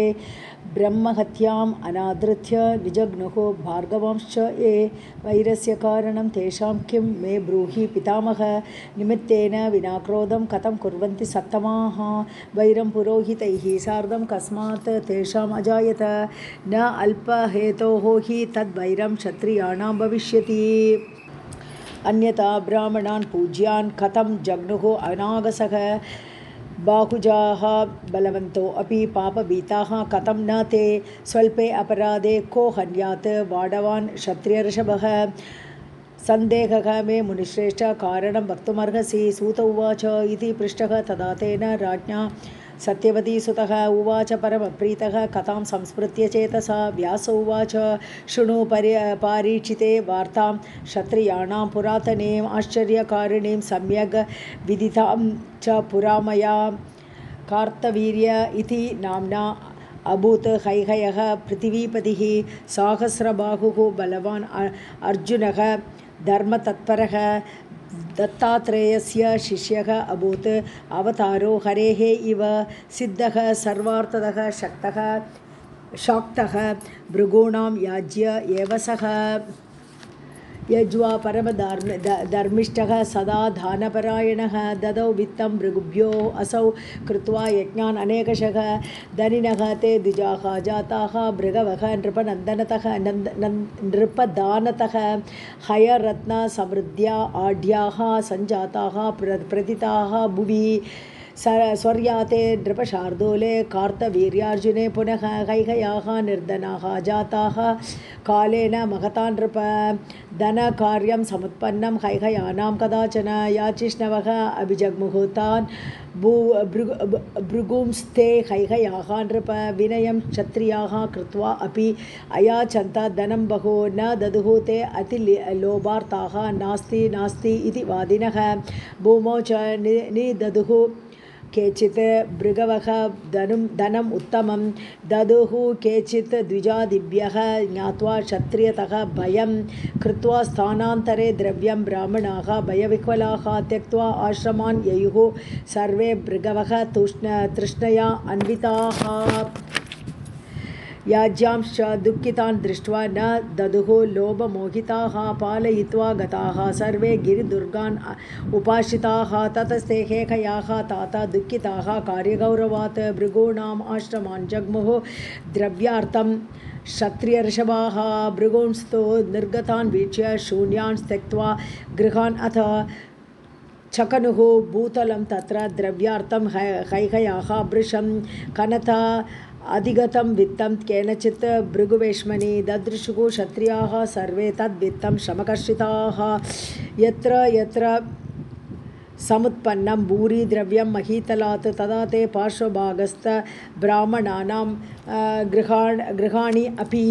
निर्भिद्य कैकयाः द्रव्यं ददृशुः धनलिप्सया ब्राह्मणाः चुक्रुषुः सर्वे भीताश्च शरणं गताः अतिचिन्वत्सु विप्राणां भवनात् निःसृतं बहु निजग्नुः तान् शरैः कोपात् वाडवान् शरणागतान् ययुस्ते गिरिदुर्गांश्च यत्र वै भृगवः स्थिताः आगर्भात् अनुकृन्तन्तः चेरुः चैव महीम् इमां प्राप्तान् भृगून् सर्वान् निजग्नुः निशितैः शरैः आबालवृद्धान् अपरान् अवमन्य च पातकम् एवम् उत्पाट्यमानेषु भार्गवेषु यतस्ततः हन्युः गर्भांश्च नारीणां गृहीत्वा कैकयाः वृषं रुरुदुः ताः स्त्रियः कामं कुरर्यः इव दुःखिताः गर्भाश्च कृन्तिताः यासां क्षत्रियैः पापनिश्चयैः अन्ये अपि आहुश्च तान् दृप्तान् मुनयः तीर्थवासिनः मुञ्चन्तो क्षत्रियाः क्रोधं ब्राह्मणेषु भयावहम् अयुक्तम् एतत् आरब्धं भवद्भिः कर्मगर्हितं यद्गर्भान् भृगुपत्नीनां निहन्युः क्षत्रियर्षभाः अति उग्रपुण्यपापानाम् इह एव फलम् आप्नुयात् तस्मात् जुगुप्सितं कर्म त्यक्तव्यं भूतिम् इच्छतां तानाहुः कैकयाः क्रुद्धाः मुनीन् अथ दयापरान् भवन्तः साधवः सर्वे न अर्थज्ञाः पापकर्मणां येभिः कृतं धनं सर्वं पूर्वजानां महात्मनां वञ्चयित्वा चल अभिज्ञैः मार्गैः पाटच्छरैः इव एते प्रतारकाः दम्भाः तादृशाः भगवृत्तयः उत्पन्ने च महाकार्ये प्रार्थिताः विनयेन ते न ददुः प्रार्थितं विप्राः पादवृद्ध्यापि याचिताः नास्ति इति वादिनः स्तब्धाः दुःखान् वीक्ष्य याज्यकान् धनं प्राप्तं कार्तवीर्यात् रक्षितं केन हेतुना न कृताः क्रतवः किं तैः दानं च अर्तिषु भूरिशः न सञ्चितव्यं विप्रैः तु धनं क्वापि कदाचन यष्टव्यं विधिवत् देयं भोक्तव्यं च यथा सुखं द्रव्ये चौरभयं प्रोक्तं तथा राजभयं द्विजाः वह्नेः भयं महाघोरं तथा धूर्तभयं महत् येन केनापि उपायेन धनं त्यजति रक्षकम् अथवा असौ मृतः याति द्रव्यं त्यक्त्वा हि असद्गतिं पादवृत्त्या तथा अस्माभिः प्रार्थितं विनयान्वितैः तथापि लोभसन्दिग्धैः न दत्तं नः पुरोहितैः दानं भोगः तथा नाशः धनस्य गतिः ईदृशी दानभोगौ कृतीनां च नाशः पापात्मनां किल न दाता न च यो भोक्ता कृपणः गुप्ति तत्परः राज्ञा असौ सर्वथा दण्ड्यः वञ्चकः दुःखभाग्नरः तस्माद् वयं गुरून् एतान् वञ्चकान् ब्राह्मणान् अधमान् हन्तुं समुद्यताः सर्वे न क्रोधव्यं महात्मभिः उवाच इत्युक्त्वा हेतुमद्वाक्यं तान् आश्वास्य मुनीनथ विचेरुश्च विचिन्वानाः भृगुदारान् अनेकशः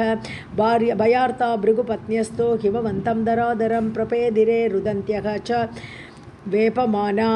कृशाः भृशं एवं ते हैहयैः विप्राः पीडिताः धनकामुकैः निगताश्च यथा कामं संरब्धैः पापकर्मभिः लोभ एव मनुष्याणां देहसंस्थः महारिपुः सर्वदुःख आकरः प्रोक्तः दुःखदः प्राणनाशकः सर्वपापस्य मूलं हि सर्वदा तृष्णया अन्वितः विरोधकृत् त्रिवर्णानां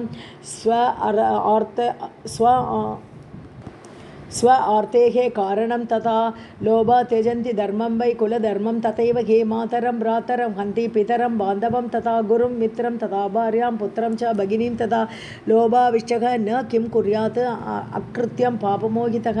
क्रोधात् कामात् अहङ्कारात् लोभ एव महारिपुः प्राणां त्यजति लोभेन किं पुनः स्यात् अनावृतं पूर्वजास्ते महाराज धर्मज्ञाः सत्पथे स्थिताः पाण्डवाः कौरवाश्चैव लोभेन निधनं गताः यत्र भीष्मश्च द्रोणश्च कृपः कर्णश्च बाह्लिकः भीमसेनः धर्मपुत्रः तथा एव अर्जुनकेशवौ तथापि युद्धम् अत्युग्रं कृतं तैः परस्परं कुटुम्बकथनं भूरीकृतं लोभातुरैः इह हतः द्रोणः हतः भीष्मः तथैव पाण्डव आत्मजाः भ्रातरः पितरः पुत्राः सर्वे वै निगतारणे तस्मात् लोभ अभिभूतः तु किं न कुर्यात् नरः किल हैहयैः निगताः सर्वे भृगवः पापबुद्धिभिः इति श्रीमद्देवी भागवते महापुराणे 18 साहस्र्यां संहितायां षष्ठस्कन्धे हैहयैः धनाहरणेन सह भृगूणां वधवर्णनं नाम षोडशोऽध्यायः। सर्वं जगदम्बार्पणमस्तु। अथ सप्तदशोऽध्यायः। जनमेजय उवाच कथं ताश्च श्रियः सर्वाः भृगूणां दुःखसागरात् मुक्ताः वंशः पुनः तेषां ब्राह्मणानां स्थिरो अभवत् हैहयैः किं कृतं कार्यं हत्वा तान् ब्राह्मणानपि क्षत्रियैः लोभसंयुक्तैः पापाचारैः वदस्व तत् न तृप्तिः अस्ति मे ब्रह्मन् पिबतः ते कथामृतं पावनं सुखदं नृणां परलोके फलप्रदं। व्यास उवाच शृणु राजन् प्रवक्ष्यामि कथां पापप्रणाशिनीं यथा स्त्रियः तु ताः मुक्ताः दुःखात् तस्मात् दुरत्ययात् भृगुपत्न्यः यदा राजन् हिमवन्तं गिरिं यथा गताः भयत्रस्ताः विभग्न आशाः हैहयैः पीडिताः भृशं गौरीं तत्र तु संस्थाप्य मृत्मयीं सरितस्तटे उपोषणपराः चक्रुः निश्चयं मरणं प्रति। स्वप्ने गत्वा तदा देवी प्राह ताः प्रमदोत्तमाः युष्मासु मध्ये कस्याश्चित् भविता च ऊर्जः पुमान् मद अंश शक्ति संभिन्नः स वह कार्यं विधास्यति इति आदिश्य पश्चाद अंतर्हिता अभवत् जागृता तु ततः सर्वाः मुदम् आपुः वराङ्गनाः काचित् तासां भय उद्विग्ना कामिनी चतुरा वृषं ददार च ऊरुणा एकेन गर्भं सा कुलवृद्धये पलायन परा दृष्टा क्षत्रियैः ब्राह्मणी यदा विह्वला तेजसा युक्ता तदा ते दुद्रुवुः वृषं गृह्यतां वध्यतां नारी स गर्भा याति सत्वरा इति ब्रुवन्तः सम्प्राप्ताः कामिनीं खड्गपाणयः सा भयार्ता तु तान् दृष्ट्वा रुरोध समुपागतान् गर्भस्य रक्षणार्थं सा चुक्रोश अतिभयातुरा रुदतीं मातरं श्रुत्वा दीनां प्राणविवर्जितां निराधारां क्रन्दमानां क्षत्रियैः वृषतापितां गृहीताम् इव सिंहेन स गर्भां हरिणीं यथा स अश्रुनेत्रां वेपमानां संक्रुद्य बालकः तदा भित्वा ऊरुं निर्जगाम आशु गर्भं सूर्यैव अपरः मुष्णन् दृष्टिः क्षत्रियाणां तेजसा बालकः शुभः दर्शनात् बालकस्य आशु सर्वे जाता विलोचनाः बभ्रमुः गिरिदुर्गेषु जन्म अन्धा इव क्षत्रियाः चिन्तितं मनसा सर्वैः किम् एतत् इति साम्प्रतं सर्वे चक्षुविहीनाः यज्जाताः स्म बालदर्शनात् ब्रह्मण्याः तु प्रभावः अयं सतीव्रतबलं महत् क्षणात् वा अमोघसङ्कल्पाः किं करिष्यन्ति दुःखिताः इति सञ्चिन्त्य मनसा नेत्रहीनाः निराश्रयाः ब्राह्मणीं शरणं जग्मुः हैहयाः गतचेतसः प्रणेमुः तां भयत्रस्तां कृताञ्जलिपुटाश्च ते ऊचुश्च येनां भय उद्विग्नां दृष्ट्यर्थं क्षत्रियऋषभाः प्रसीद सुभगे मातः सेवकाः ते वयं किल कृत अपराधा रम्भोरु क्षत्रियाः पापबुद्धयः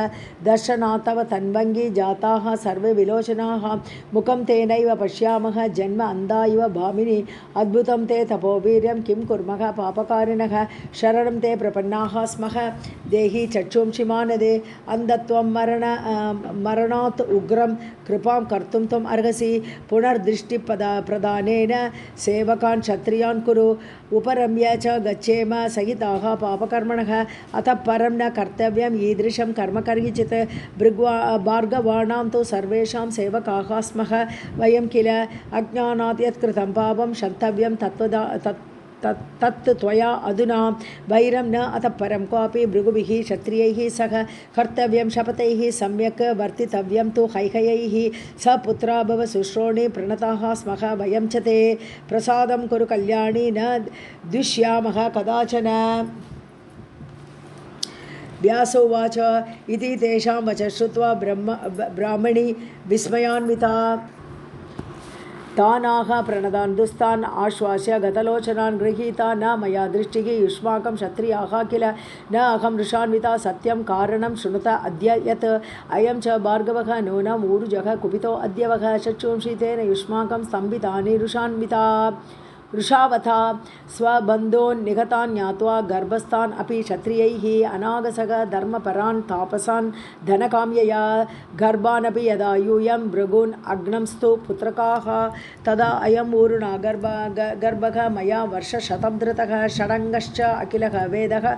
गृहीतः अनेन च अञ्जसा गर्भस्थेन अपि बालेन भृगुवंश विवृद्धये सोऽपि पितृवदात् नूनं क्रोध इद्धः हन्तुमिच्छति भगवत्याः प्रसादेन जातो अयं मम बालकः तेजसा यस्य दिव्येन चक्षुंषि मुषितानि वः तस्मादौर्वं सुतं मे अद्य याचध्वं विनयान्विताः प्रणिपातेन तुष्टो असौ दृष्टिं वः प्रतिमोक्ष्यति व्यासोवाच तच्छ्रुत्वा वचनं तस्याः कैकयाः तुष्टुश्च तं प्रणेमुः विनय उपेताः ऊर्जं मुनिसत्तमं स सन्तुष्टः बभूव अत तान् उवाच विचक्षुषः गच्छध्वं स्वगृहान् भूपाः मम आख्यानकृतं वचः अवश्यं भावि भावाः ते प्रभवन्ति देवनिर्मिताः न अत्र शोकस्तु कर्तव्यः पुरुषेण विजानता पूर्ववत् ऋषयः सर्वे प्राप्नुवन्तु यथा सुखं व्रजन्तु विगतक्रोधाः भवनानि यथा सुखम् इति तेन समादिष्टाः कैकयाः प्राप्तलोचनाः और्वमामन्त्र्य जग्मुः ते सदनानि यथा रुचि ब्राह्मणी तं सुतं दिव्यं गृहीत्वा स्व आश्रमं गता पालयामास भूपाल तेजस्विनम् अतन्द्रिता एवं ते कथितं राजन् भृगूणां तु विनाशनं लोभाविष्टैः क्षत्रियैश्च यत्कृतं पातकं किल जनमेजय उवाच श्रुतं मया महाकर्म क्षत्रियाणां च दारुणं कारणं लोभ एव अत्र दुःखश्च उभयोः तु सह किञ्चित् प्रष्टुमिह इच्छामि संशयं वासवीसुत कैकयाः ते कथं नाम्ना ख्याताः भुवि नृपात्मजाः यदोः तु यादवाः कामं भरतात् भारताः तथा कैकयः कोऽपि राजा अभूत् तेषां वंशो प्रतिष्ठितः तत् अहं श्रोतुमिच्छामि कारणं करुणानिधे कैकयाः ते कथं जाताः क्षत्रियाः केन कर्मणा व्यास उवाच कैकयानां समुत्पत्तिं शृणु भूप सविस्तरां पुरातनीं सुपुण्यां च कथां पापप्रणाशिनीं कस्मिंश्चित् समये भूप सूर्यपुत्रः सुशोभनः रेवन्त इति स विख्यातः रूपवान् अमितप्रभः उच्चैश्रवसम् आरुह्य हयरत्नं मनोहरं जगाम विष्णुसदनं वैकुण्ठं भास्कर आत्मजः भगवद्दर्शन आकाङ्क्षी हयारूढः यदा गतः हयस्तः तु तदा दृष्टः लक्ष्म्या असौ रविनन्दनः रमा वीक्ष्य हयं दिव्यं भ्रातरं सागर उद्भवं रूपेण विस्मिता तस्य तस्थौ स्तम्भितलोचना भगवानपि तं दृष्ट्वा हयारूढं मनोहरम् आगच्छन्तं रमां विष्णुः पप्रच प्रणयात् प्रभुः को अयम् आयाति चारु अङ्गे हयारूढः इवापरः स्मरतेजः तनुः कान्ते मोहयन् भुवनत्रयं प्रेक्षमाणा तदा लक्ष्मीः तच्चित्ता दैवयोगतः न उवाच वचनं किञ्चित् पृष्टा अपि च पुनः व्यास उवाच अश्व आसक्तमतिं वीक्ष्य कामिनीम् अतिमोहितां पश्यन्ति परमप्रेम्णा चञ्चलाक्षीं च चञ्चलां तामाह भगवान् क्रुद्धः किं पश्यसि सुलोचने मोहिता च हरिं दृष्ट्वा पृष्टा नैव अभिभाषसे सर्वत्र रमसे यस्मात् रमा तस्मात् भविष्यसि चञ्चलत्वात् चला इति एवं सर्वथा एव न संशयः प्राकृता न यथा नारी नूनं भवति चञ्चला तथा त्वमपि कल्याणी स्थिरा नैव कदाचन त्वं हयं मत्समीपस्था समीक्ष्य यदि मोहिता वडवा भव वामोरु मर्त्यलोके अतिदारुणे इति शप्ता रमादेवी हरिणा दैवयोगतः रुरोध वेपमाना सा भयभीता अतिदुःखिता तम् उवाच रमानाथं शङ्किता चारुहासिनी प्रणम्य शिरसा देवं स्वपतिं विनयान्विता देवदेव जगन्नाथ करुणाकर केशव स्वल्पे अपराधे गोविन्द कस्मात् शापं ददासि मे न कदाचित् मया दृष्टः क्रोधस्ते ईदृशः प्रभो क्व गतः ते मयि स्नेहः सहजः न तु नश्वरः वज्रपातस्तु शत्रौ वै कर्तव्यः न सुहृज्जने सदा अहं वरयोग्या ते शापयोग्या कथं कृता प्राणां शिक्षामि गोविन्द पश्यतो अद्य तव अग्रतः कथं जीवे त्वया हीना विरहानलतापिता प्रसादं कुरु देवेश शापादस्मात् सुदारुणात् कदा मुक्ता समीपं ते प्राप्नोमि सुखदं विभो हरिर्वाच यदा ते भविता पुत्रः पृथिव्यां मत्समः प्रिये तदा मां प्राप्य तन्वङ्गी सुखिता त्वं भविष्यसि इति श्रीमद्देवी भागवते महापुराणे अष्टादशसहस्र्यां संहितायां षष्ठस्कन्धे कैकयानाम् उत्पत्तिप्रसङ्गे रमा विष्णुसंवादवर्णनं नाम सप्तदशोऽध्यायः सर्वं जगदम्बार्पणमस्तु अथ अष्टादशोऽध्यायः जनमेजय उवाच इति शप्ता भगवता सिन्धुजा कोपयोगतः कथं सा वडवा जाता रेवन्तेन च किं कृतं कस्मिन् देशे अब्धिजा देवी वडवा रूपधारिणी संस्थिता एकाकिनी बाला पर उषित्पथिका यथा कालं कियन्तम् आयुष्मन् वियुक्ताः पतिना रमा संस्थिता विजने अरण्ये किं कृतं च तया पुनः समागमं कथा प्राप्ता वासुदेवस्य सिन्धुजा पुत्रः कथं तया प्राप्तः नारायणवियुक्तया एतद्वृत्तान्तम् आर्येष कथयस्व स विस्तरं श्रोतुकामो अस्मि विप्रेन्द्र कथाख्यानम् अनुत्तमम् सूत उवाच इति पृष्ठः तदा व्यासः परीक्षिततनयेन वै कथयामास भो प्रिय विप्राः कथाम् एतां सुविस्तरम् व्यास उवाच शृणु राजन् प्रवक्ष्यामि कथां पौराणिकीं शुभां पावनीं सुखदां कर्णे विशद अक्षरसंयुतां रेवन्तः तु रमां दृष्ट्वा शप्तां देवेन कामिनीं भयार्तः प्राययौ दूरात् प्रणम्य जगतां पतिं पितुः सकाशं त्वरितः वीक्ष्य कोपं जगत्पतेः निवेदयामास कथां भास्करस्य सह शापजां दुःखिता सा रमादेवी प्रणम्य जगदीश्वरम् आज्ञप्ता मानुषं लोकं प्राप्ता कमललोचना सूर्यपत्न्या तव तपः तप्तं यत्र पूर्वं सुदारुणं तत्रैव सा ययौ आशु बडवा रूपधारिणी कालिंदी तमसा संगे सुपर्णाक्षस्य च उत्तरे सर्वकामप्रदे स्थाने सुरम्य वनमण्डिते तत्र स्थिता महादेवं शङ्करं वाञ्छितप्रदं दद्यौ च एकेन मनसा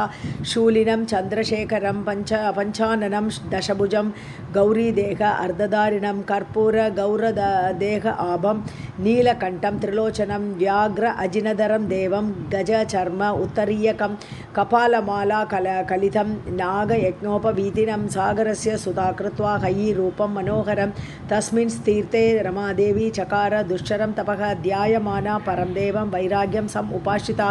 दिव्यं वर्षसहस्रं तु गतं तत्र महीपते ततः तुष्टः महादेवः वृषारूढः त्रिलोचनः प्रत्यक्षः अभूत् महामहेशानः पार्वती सहितः प्रभुः तत्र एत्य स गणः शम्भुः ताम् आह हरिवल्लभां तपस्यन्तीं महाभागाम् अश्विनी रूपधारिणीं किं तपस्यति कल्याणी जगन्मातः वदस्व मे सर्वार्थदः पतिः ते अस्ति सर्वलोकविदायकः हरिं त्यक्त्वा अद्य मां कस्मात् स्तौषि देवी जगत्पतिं वासुदेवं जगन्नाथं मुक्तिप्रदायकं वेद उक्तं वचनं कार्यं नारीणां देवतापतिः न अन्यस्मिन् सर्वथा भावः कर्तव्यः कर्हिचित् क्वचित् पतिशुश्रूषणं स्त्रीणां धर्म एव सनातनः यादृशः तादृशः सेव्यः सर्वथा शुभकाम्यया नारायणः तु सर्वेषां सेव्यः योग्यः सदैव हि तं त्यक्त्वा देवदेवेशं किं मां ध्यायसि सिन्धुजे लक्ष्मीरुवाच आशुतोष महेशान शप्ता अहं पतिना शिव मां समुद्धर देवेश शापाद् अस्मात् दयानिधे तदा उक्तं हरिणा शम्भो शाप अनुग्रहकारणं विज्ञप्तेन मया कामं दयायुक्तेन विष्णुना यदा मे ते भविता पुत्रः तदा शापस्य मोक्षणं भविष्यति च वैकुण्ठवासः ते कमलालये इत्युक्ता अहं तपस्तप्तुम् आगतास्मि तपोवने आराधितः मया देव त्वं सर्वार्थप्रदायकः पतिसङ्गं विना पुत्रं देवदेव लभे कथं सा तु तिष्ठति वैकुण्ठे त्यक्त्वा वामाम् अनागसां वरं मे देहि देवेश यदि तुष्टो असि शङ्कर तव तस्य द्विधा भावः नास्ति नूनं कदाचन मया एतद् गिरिजाकान्त ज्ञातुं पत्युः पुरः हर यः त्वं यो असौ यः असौ सः त्वं न अस्ति अत्र संशयः एकत्वं च मया ज्ञात्वा मया ते स्मरणं कृतम् अन्यथा मम दोषः त्वाम् आश्रयन्त्याः भवेत् शिव उवाच कथं ज्ञातः त्वया देवी मम तस्य च सुन्दरी ऐक्यभावः हरेः नूनं सत्यमेव सिन्धुजे एकत्वं च न जानन्ति देवाः च मुनेः तथा ज्ञानिनः वेदतत्त्वज्ञाः कुतर्क उपहताः किल मद्भक्ताः वासुदेवस्य निन्दकाः बहवः तथा विष्णुभक्ताः तु बहवः मम निन्दापरायणाः भवन्ति कालभेदेन कलौ देवी विशेषतः कथं ज्ञातः त्वया भद्रे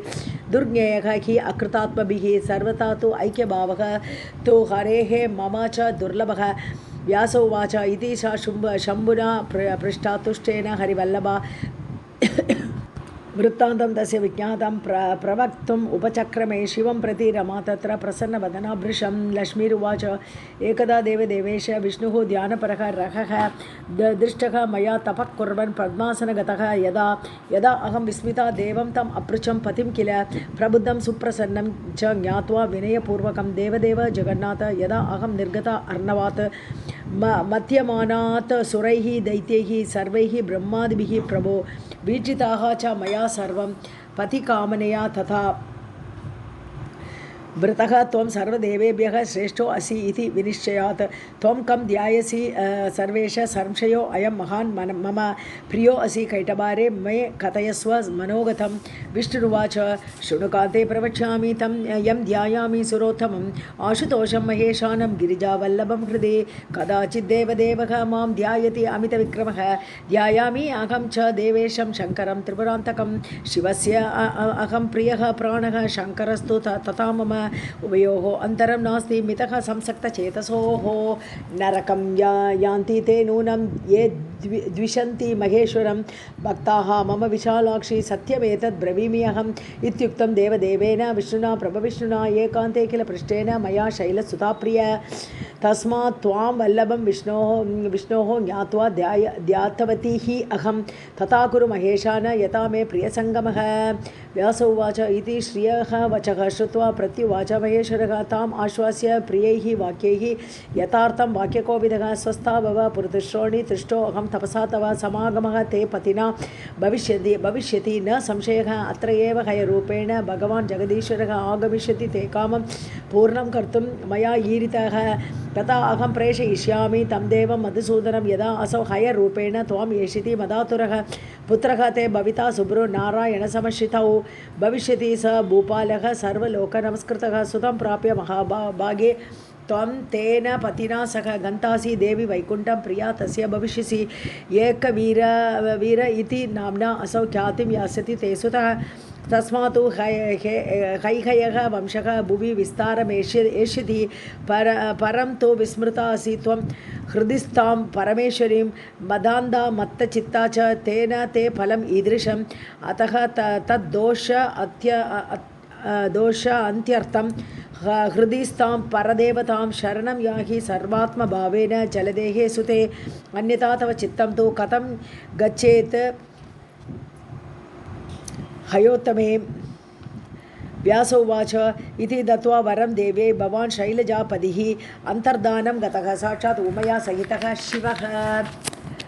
सापि तत्रैव सा चारु अंगी संस्थिता कमलासना ध्यायन्ती चरण अम्बोजं देव्याः परमशोभनं देवासुरशिरोरत्न निगृष्ट नखमण्डलं प्रेमगद्गदया वाचा तुष्टा वचा मुहुर्मुहुः प्रतीक्षमाणा भर्तारं हयरूपधरं हरिम् इति श्रीमद्देवी भागवते महापुराणे अष्टादशसहस्रनाम संहितायां षष्ठस्कन्धे शिवप्रसादेन लक्ष्मीद्वारा भगवत्याः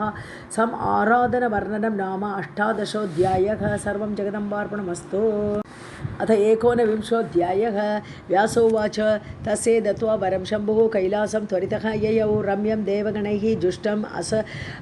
अप्सरोभिः च मण्डितं तत्र गत्वा चित्ररूपं गणं कार्यविशारदं प्रेषयामास वैकुण्ठे लक्ष्मीकार्यार्थसिद्धये शिव उवाच चित्ररूप हरिं गत्वा ब्रूहि त्वं वचनात्मम यथा असौ दुःखितां पत्नीं विशोकां च करिष्यति इत्युक्तः चित्ररूपः अतः निर्जगाम त्वरान्वितः वैकुण्ठं परमं स्थानं वैष्णवैश्च गणैः वृतं नानाद्रुमगणाकीर्णं वापि शतविराजितं सञ्जुष्टं हंसकारण्ड मयूरशुककोकिलैः उच्चप्रसादसंयुक्तं पताकाभिः अलङ्कृतं नृत्यगीतकलापूर्णं मन्दारद्रुमसंयुतं बकुल अशोकतिलक चम्पक अळिविमण्डितं कूजितैः विहगानां तो कर्ण आह्लादकरैः युतं संवीक्ष्य भवनं विष्णोः द्वास्तौ प्राह प्रणम्य च जय विजय नामानौ वेत्रपाणौ स्थितौ उभौ चित्ररूप उवाच भो निवेदयतं शीघ्रं हरये परमात्मने दूतं प्राप्तं हरस्य अत्र प्रेरितं शूलपाणिना तच्छ्रुत्वा वचनं तस्य जयः परमबुद्धिमान् गत्वा हरिं प्रणम्य आह कृताञ्जलिपुटः पुरः देवदेव रमाकान्त करुणाकर केशव द्वारि तिष्ठति दूतो अत्र शङ्करस्य समागतः आज्ञापय प्रवेष्टव्यः न वा इति गरुडध्वज चित्ररूपधरः अपि अस्ति न जाने कार्यगौरवम् इति आकर्ण्य हरिः प्राह जयं प्रज्ञातकारणः प्रवेशय अत्र रुद्रस्य भृत्यं समय संस्थितम् इति आकर्ण्य जयः तोरणं गत्वा तं परम अद्भुतं ये हि इति आकारयामास जयः शङ्करसेवकं प्रवेशितः जयेन अतः चित्ररूपः तथा आकृतिः प्रणम्य दण्डवत् विष्णुं कृत अञ्जलिपुटः स्थितः दृष्ट्वा तं विस्मयं प्राप भगवान् गरुडध्वजः चित्ररूपधरं शम्भोः सेवकं विनयान्वितं पप्रच्छ तं स्मितं कृत्वा चित्ररूपं रमापतिः कुशलं देवदेवस्य स कुटुम्बस्य च अनघ कस्मात् त्वं प्रेषितो अस्ति अत्र ब्रूहि कार्यं हरस्य किम् अथवा देवतानां च किञ्चित् कार्यं समुत्थितं दूत उवाच किम् अज्ञातं तव अस्ति इह संसारे गरुडध्वज वर्तमानं त्रिकालज्ञ यद् अहं ब्रवीमि वै प्रेषितो अस्मि भवेन अत्र विज्ञप्तुं त्वां जनार्दन हरस्य वचनात् वाक्यं ब्रवीमि त्वयि प्रभो तेन उक्तम् एतद् देवेश भार्या ते कमलालया तपः तपति कालिन्दी तमसा संगमे विभो हयि रूपधरा देवी सर्वार्थसिद्धिदायिनी ध्यातुं योग्या अमरगणैः मानवैः यच्च किन्नरैः विना तया नरः कोऽपि सुखभागी भवेत् न हि तां त्यक्त्वा पुण्डरीकाक्ष प्राप्नोषि किं सुखं हरे दुर्बलो अपि श्रियं पाति निर्धनः अपि जगत्पते विना अपराधं च विभो किं त्यक्ता जगदीश्वरी दुःखं प्राप्नोति संसारे यस्य भार्या जगद्गुरो तस्य जीवितं लोके निन्दितं तु आरिमण्डले स कामाः रिपवः ते अद्य दृष्ट्वा तां दुःखितां वृषं त्वां वियुक्तं च रमया हसिष्यन्ति दिवानिशं रमां रमय देवेश त्वत्सङ्गगतां कुरु सर्वलक्षणसम्पन्नां सुशीलां च सुरूपिणी सुखितः भव तां प्राप्य वल्लभां चारुहासिनीं कान्ताविरहजं दुःखं स्मरामि अहम् अनातुरः मम भार्या मृता विष्णो दक्षयज्ञे सती यदा तदा अहं दुस्सहं दुःखं भुक्तवान् अम्बुजेक्षण संसारे अस्मिन् नरः कोऽपि माभूत् मत्सदृशः अपरः मनसा अकरवं शोकं तस्याः विरहपीडितः कालेन महता प्राप्ता मया गिरिसुता पुनः तपः तप्त्वा अधिदुस्साध्यं या दग्धा तु रुषा अध्वरे हरे किं सुखमापन्नं त्वया सन्त्यज्य कामिनी एकाकी तिष्ठता कालं सहस्रवत्सर आत्मकं गत्वा आश्वास्य महाभागां सम् आनय निज आलयं मा भूत् कोऽपि इह संसारे विमुक्तः रमया तया कृत्वा तुरगरूपं त्वं भज तां कमलालयाम् उत्पाद्य पुत्रम् आयुष्मन् ताम् आनय शुचिस्मितां व्यास उवाच हरिः आकर्ण्य तद्वाक्यं चित्ररूपस्य भारत तथा इति उक्त्वा तु तं दूतं प्रेषयामास शङ्करं गते दूते अथ भगवान् वैकुण्ठात् कामसंयुतः जगाम धृत्वा तत्र आशु वाजिरूपं मनोहरं यत्र सा वडवारूपं कृत्वा तपति सिन्धुजा विष्णुः तं देशमासाद्य ताम् अपश्यत् हयीं स्थितां सापि तं वीक्ष्य गोविन्दं हयरूपधरं पतिं ज्ञात्वा वीक्ष्य स्थिता सा विस्मिता सा अश्रुलोचना तयोः तु सङ्गमः तत्र प्रवृत्तः मन्मथ आर्तयोः कालिन्दी तमसा संगे पावने लोकविश्रुते स गर्भा सा तदा जाता वडवा हरिवल्लभा शुशुवे सुन्दरं बालं तत्र एव सुगुणोत्तरं तामाह भगवान् वाक्यं प्रकस्य समयाश्रितं त्यज अद्य वाडवं देहं पूर्वदेहा भव अधुना गमिष्यावः स स्ववैकुण्ठम् आवां कृत्वा निजं वपुः तिष्ठतु अत्र कुमारो अयं त्वया जातः सुलोचने लक्ष्मीरुवाच स्वदेहसम्भवं पुत्रं कथं हित्वा भजामि अहं स्नेहः सुदुस्त्यजः कामं स्व आत्मजस्य सुरर्षभ का गतिः स्यात् अमेयात्मन् बालस्य अस्य नदीतटे अनाथस्य असमर्थस्य विजने अल्पतनोः इह अनाश्रयं सुतं त्यक्त्वा कथं गन्तुं मनो मम समर्थं स दयं स्वामिन् भवेत् अम्बुजलोचन दिव्यदेहौ ततो जातौ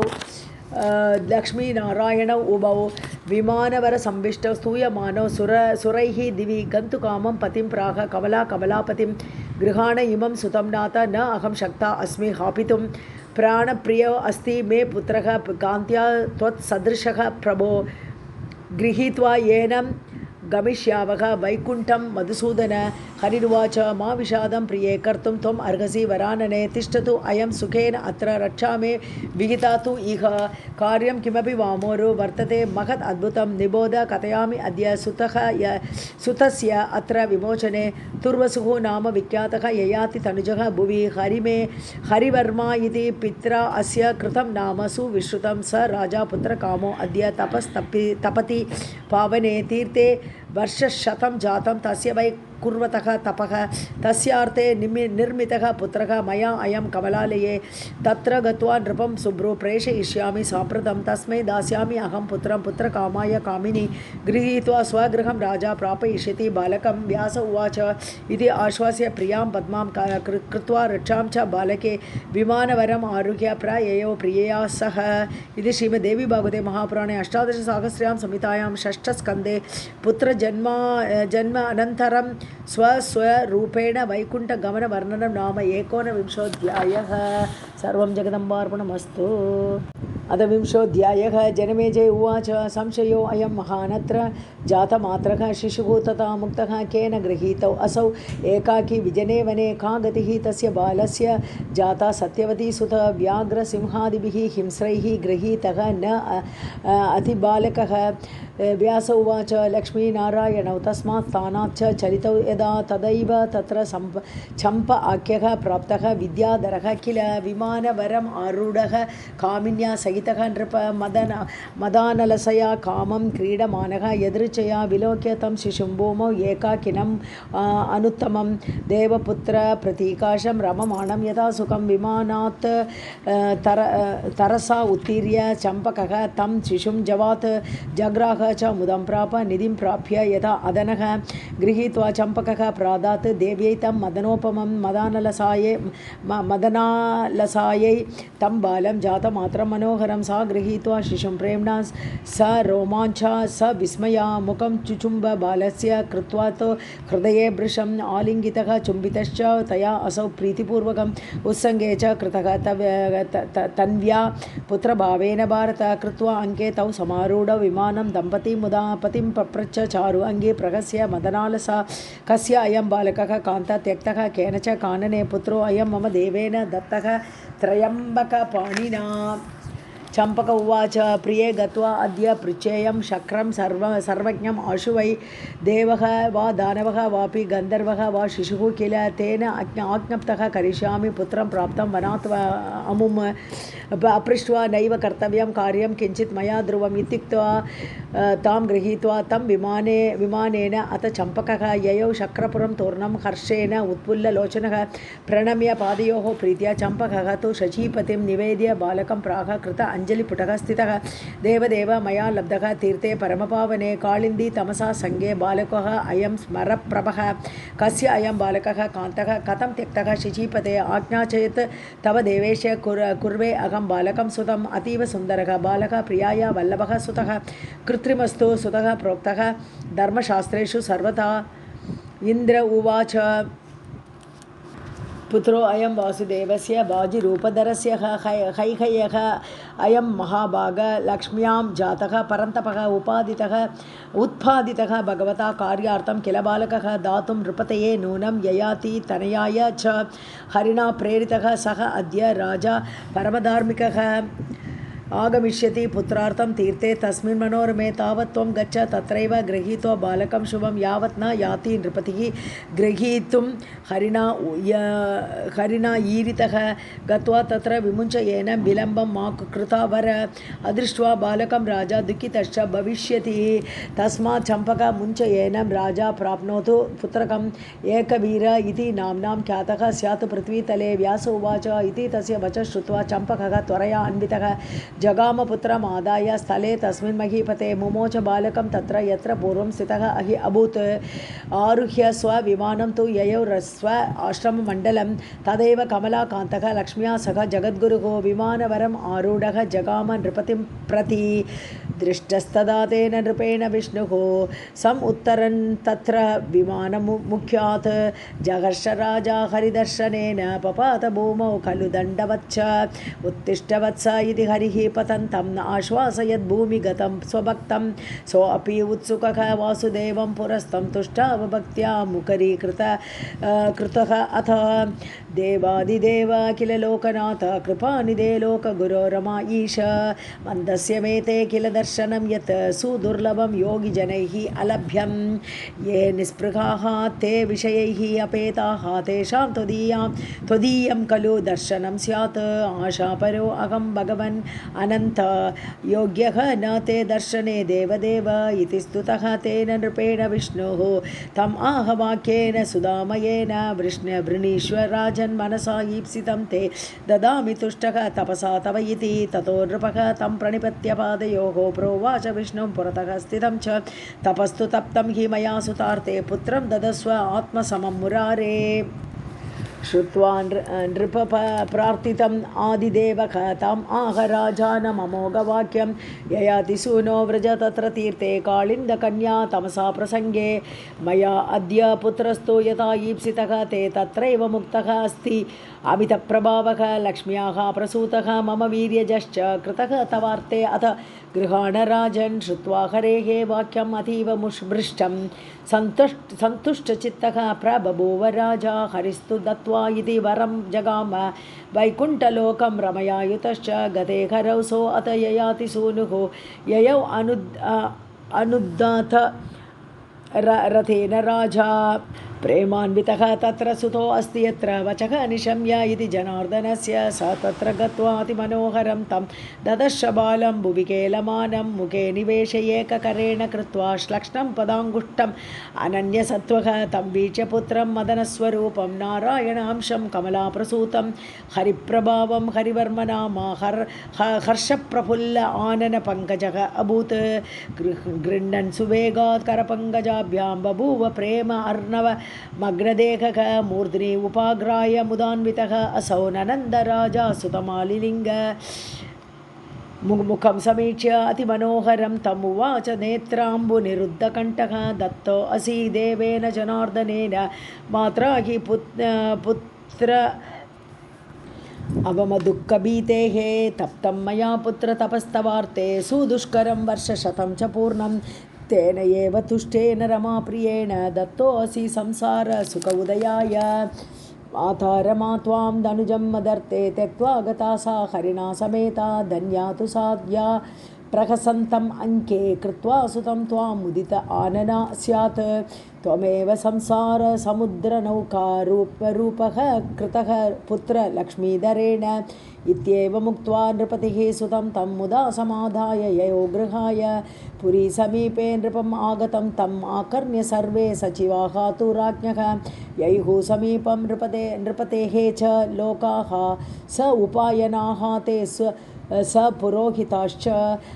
बन्दीजनाः गायनकाश्च सूताः समाययुः सम्मुखम् आशुराज्ञः नृपः पुरं प्राप्य पुरस्समागतं जनं समाश्वास्य वाक्यैश्च दृष्ट्या सम्पूजितः पौरजनेन राजा विवेशपुत्रेण युतः नगर्यां मार्गेषु लाजैः कुसुमैः समन्ताद् विकीर्यमाणः नृपतिर्जगाम गृहं समृद्धं सचिवैः समेतः सुतं समाधाय मुदाकराभ्यां राज्ञै ददौ च अथ सुतं मनोज्ञं सद्यप्रसूतं च मनोभव आभं राज्ञी गृहीत्वा अभिनवं तनूजं पप्रच्छ राजानमनिन्दिता सा राजन् कुतश्च एष सुतः सुजन्मा प्राप्तः त्वया मन्मथतुल्यरूपः केन एष दत्तः कथया आशुकान्तः चेतः मदीयं प्रकृतं सुतेन नृपः तदा उवाच मुदान्वितः असौ प्रिये रमा ईशेन सुतः हि मह्यं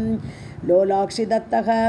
कमला समुत्तः जनार्दन अंशः अयम् अहीनसत्त्वः सा तं गृहीत्वा मुदमात्मराज्ञी राजा चकार उत्सवम् अद्भुतं च ददौ च दानं किल याचकेभ्यः गीतानि वाद्यानि बहूनि नेदुः कृत्वा उत्सवं भूपतिः आत्मजस्य नाम एकवीर इति चकार विश्रुतं सुखं च सम्प्राप्य मुदान्वितः असौ देव अधिपतुल्यवीर्यः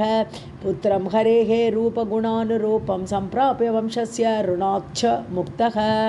इति सकलसुराणाम् ईश्वरेण अर्पितं तं सकलगुणगण आढ्यं पुत्रम् आसाद्य राजा विविधसुखविनोदैः भार्यया सेव्यमानः व्यहरत निजगेहे शक्रतुल्यप्रतापः इति श्रीमद्देवी भागवते महापुराणे अष्टादशसहस्र्यां संहितायां षष्ठस्कन्धे एकवीर आख्यानवर्णनं नाम 20ोऽध्यायः। सर्वं जगदम्बार्पणमस्तु।